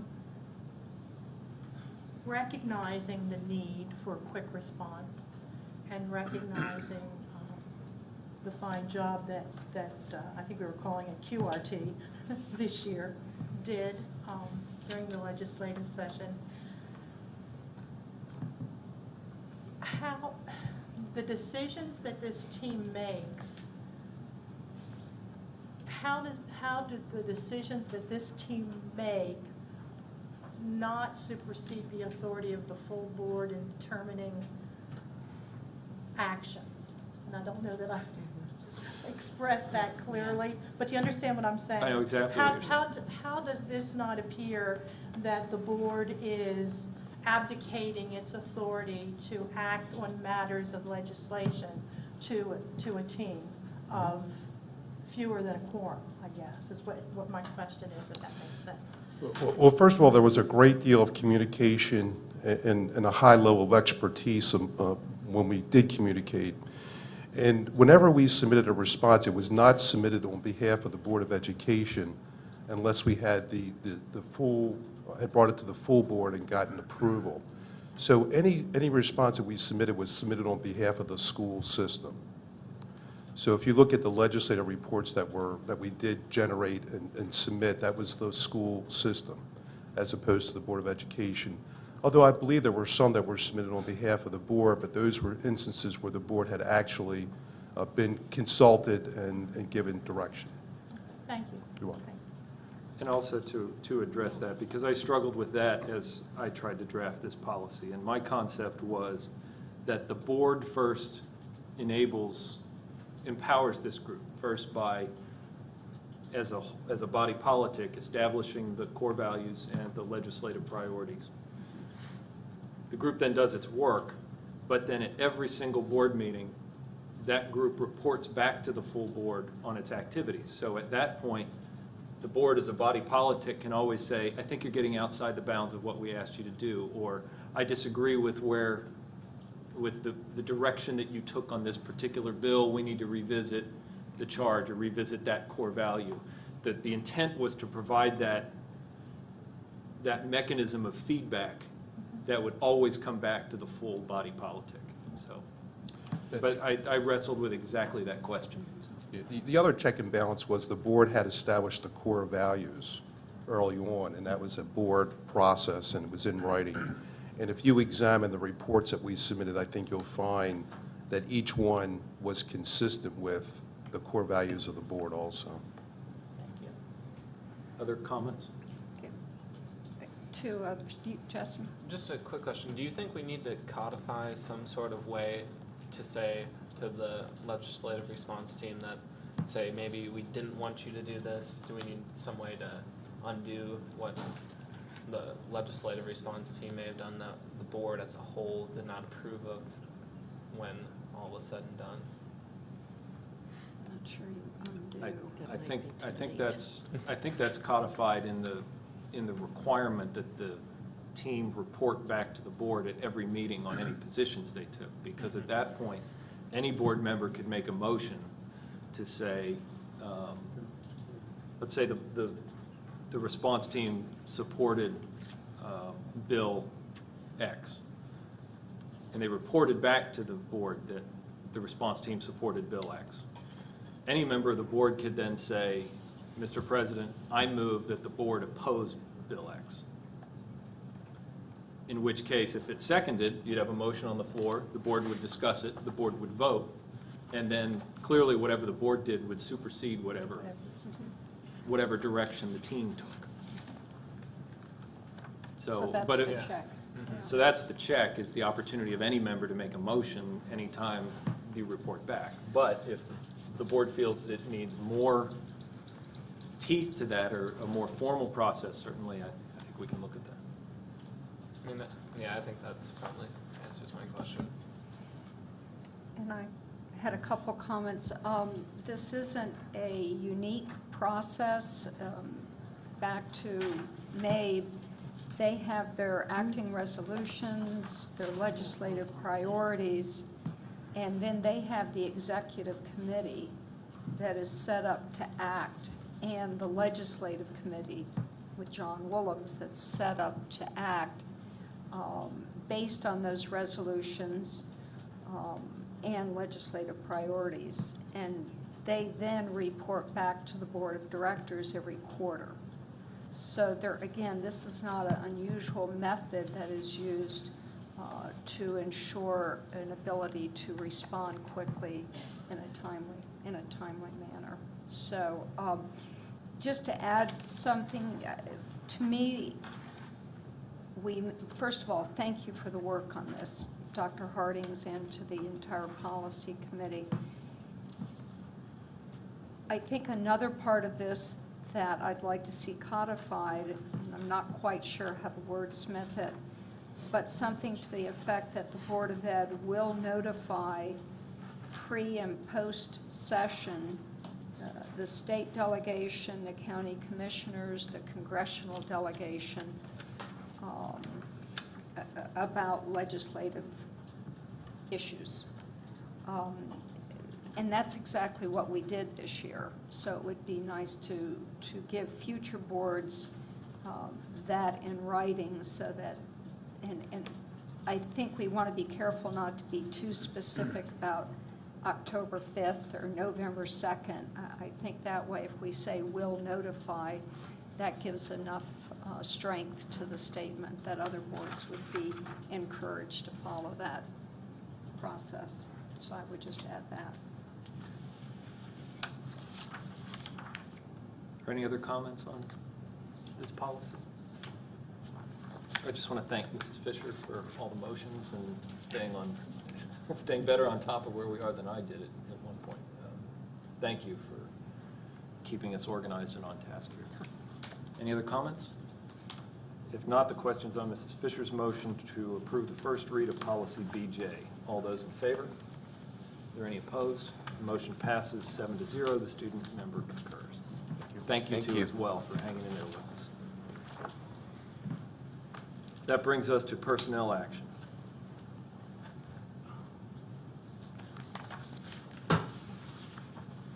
Dr. Hardings, Dr. Wilcox, members of the board, as discussed today in closed session, there are several personnel actions under your consideration for approval.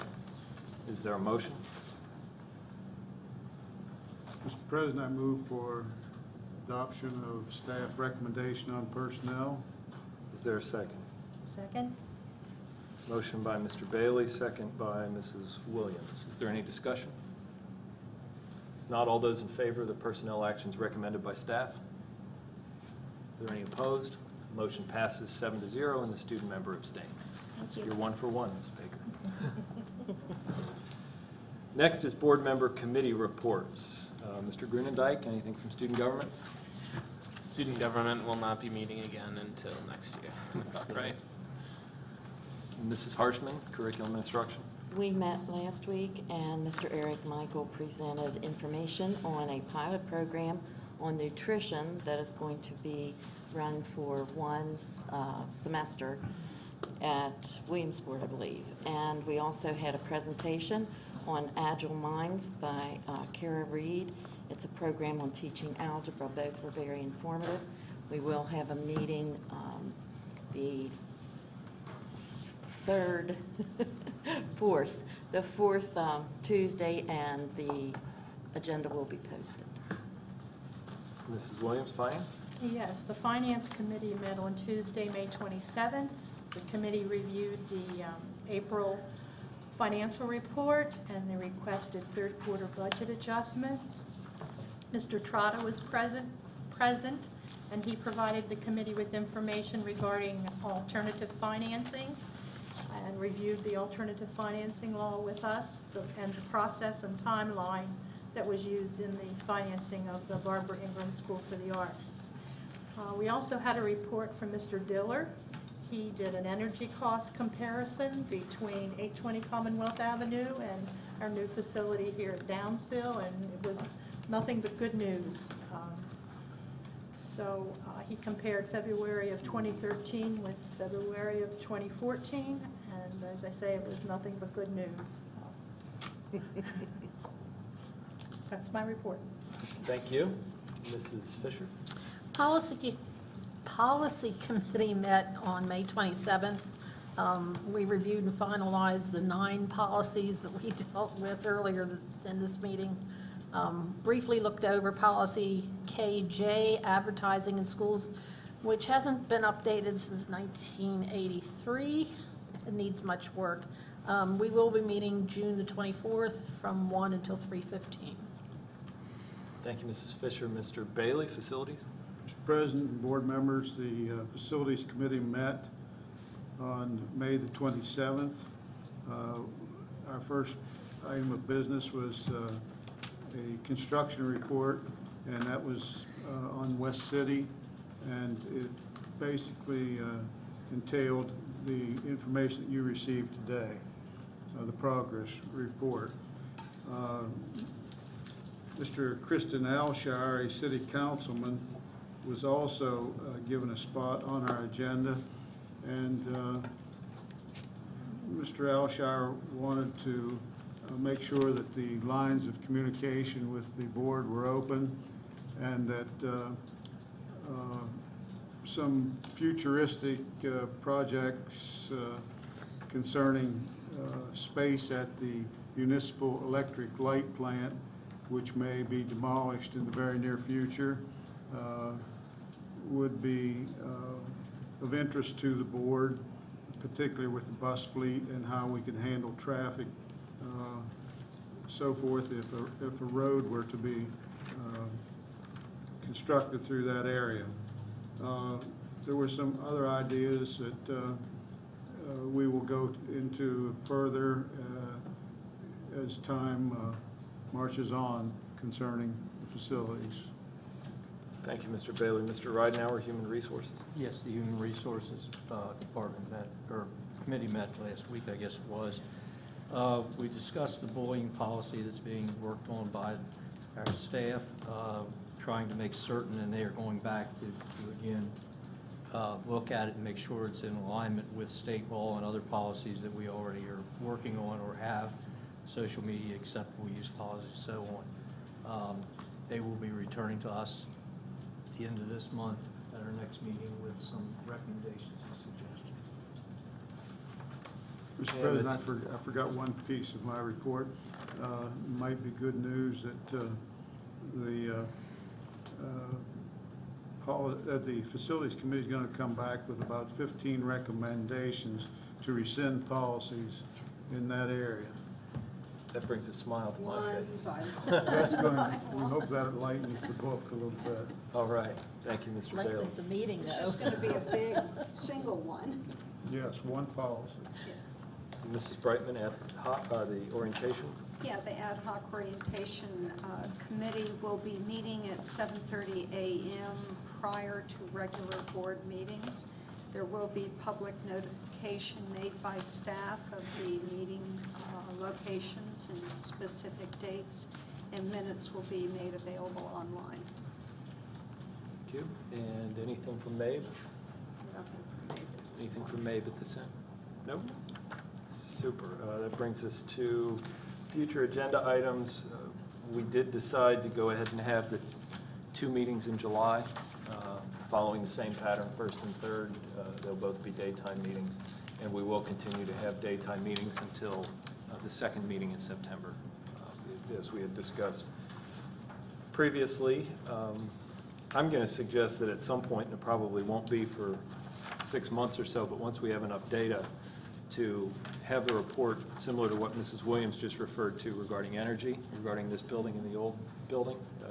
The preliminary numbers look like we're spending fewer dollars on this building controlling the climate than we spent on the old building, even though this is half again as large, has more people in it. I mean, it was really a good news story. Now, it was only a month or two's worth of data, so once we have 6 months or a year, it would be really great to see a report like that to show, because I know as we moved into this building, a number of people said, what's it going to take to heat and cool? And for me, it provided great insight into just how inefficient the old building was. That we can do all this here and still have it cost less in terms of real dollars. So maybe we'll do that at some point. That brings us to board member comments. Mr. Grunendyke? Well, since this might be my last meeting with you guys, depending on how my schedule for next week, Tuesday, turns out, I'd just like to thank all of you for a wonderful year, for all the help that you've given me as I kind of learned as I went, and just for listening whenever I have a comment to make, whether they're intelligent or not, I'm not sure, but I do my best. So just thank you all for that, and also have to say that I'm very impressed with the job that our school board does with the resources that it has. So it's been a pleasure to serve with all of you. Thank you, Mrs. Harshman. Well, first of all, it's been a pleasure to serve with you, and it was nice sitting here with you, and I will miss you. And then I was at Career Day at Pangbourne, and I received 2 little letters that I'd like to read quickly from 2 of the 5th grade students. One of them says, "Dear Mrs. Karen Harshman, thank you for coming to our school. I learned many things today from you. I learned that I need 4 years of college. I have to plan the whole day out before I begin, and time is always a problem. I think being a teacher might be fun. So I might be a teacher, and I hope maybe one day you will hear about me being a teacher. Sincerely, Jada." And the other one says, "Dear Miss Harshman, thank you for coming to Pangbourne and answering my questions. I appreciate it. It was very interesting about your career as a teacher. My goal when I get older is to become a preschool teacher, a missionary, or the president. To start working toward my goal, I am going to work hard and do my best like you do. I liked having you answer my questions. Thanks again for coming to Pangbourne and answering my questions. Sincerely, Emily." And also, on Friday, Mrs. Fisher and I will be delivering the graduation address to South High, because this is an anniversary for us for our graduation from South High. And I don't know if we want to tell which one it is. That's what I said. I don't know if 50 years. Thank you, Mrs. Harshman. Thank you. Mrs. Williams? I would just like to say, Jessalyn, that it's been a pleasure to serve with you, and I wish you all the best, and I assure you that your questions and comments were very intelligent. So thank you, and all the best to you, Jessalyn. Mrs. Brightman? Similar comments. It's always sort of a bittersweet time when our board members leave and go on to other things, and we always enjoy getting to know them. And Justin, you've been particularly alert and very thoughtful in your contribution and your service to the board, so I appreciate that. And best of luck. Thank you. Come back and visit. Mrs. Fisher? You will be missed. So you will be missed. As Ms. Williams said, your answers or your questions and comments were always very intelligent. There was no, don't second guess yourself on that at all. I wish you much success, but I'm sure you're going to have a lot of it. Thank you. It's been a very Thank you, Justin. I recall our earliest experience where I had to chase you to where the food was located, and finally got you around to partake, but that was your privilege also. I do think you're a fine young man, and I know the career will be a great one. Thanks, Mr. Bailey. Echo everything, Justin, that everyone else has said. I would like to remind everyone that Justin took on probably what was the one of the most significant efforts that we've had, and that was our dress code. It's been floundering around, or had been floundering around there for years and years and years and years. You took the bull by the horns, got your people involved very professionally and very intelligently, and provided us with something that I think the majority of students are comfortable with, and that is a credit. You know, to take a job, be happy to take the job, and get it done, speaks volumes about your ability as a leader. So thank you for that. Thank you. It's been a pleasure. I know I'll see you, live close enough to me that I can't hardly miss you. So I wish you the best in school and music and everything else. Thank you for your service. And I will add as well a couple of things. First, when I think about the things that you've accomplished, one of them that I think is going to have a lasting impact not only on the students but on the way the board operates is your efforts with the student intern to develop that position and try to grow leaders into this kind of position. I think it's true of all board members, probably the student too, but it almost takes you a year to sort of learn the job. And I think what you've done will help future student members of the board jump into the job much more ready to perform right from the beginning.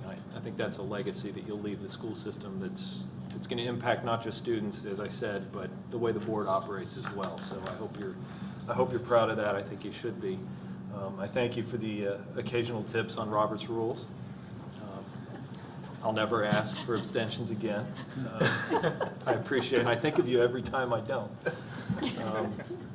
And finally, I'd like to follow up sort of on what Mr. Bailey said is all of the previous student members, at least since I've been on the board, we've invited to come join us for lunch, dinner, whenever before board meetings, and you're the first one who really has taken us up on that.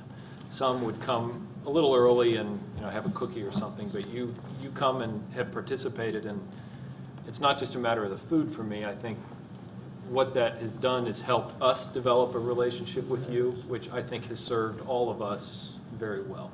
So thank you. I know that probably puts you outside your comfort zone the first couple of times, but we're not that. I mean, I never turn down free food. Well, that's what I thought. There you go. Food, not the cup.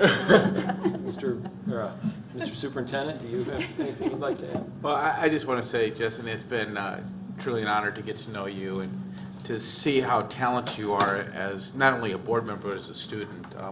To watch you play the piano, to watch you interact with your colleagues has really been enlightening for me. It's been just a great experience. I would also add this, that when you meet a student board member, you often meet the parents. And I want to thank your parents for the great job that they've done in raising you and your siblings to be a great young man. So thank you. And thank you for introducing your parents to all of us. They are the reason I think all of us do the things that we do, is because we have great parents with great kids. So thank you. Thank you, Dr. Wilcox. And in recognition of your service and for you to remember us by, we've developed a plaque here, and I'll just read it. It says, presented to Jessen Grunendijk in recognition of your outstanding service as student member of the Washington County School Board, July 2013 through June 2014, Washington County Board of Education. And it has your picture on it with a bow tie. And you're looking dapper as you usually do. So we'd like to present this to you. Thank you for your service and wish you well. Don't be a stranger. Thank you. I'll make sure and come back whenever I can. Good. Excellent. Look forward. If there's no further business before the board, I'll declare the meeting adjourned. Thanks, everyone. Are you really going to give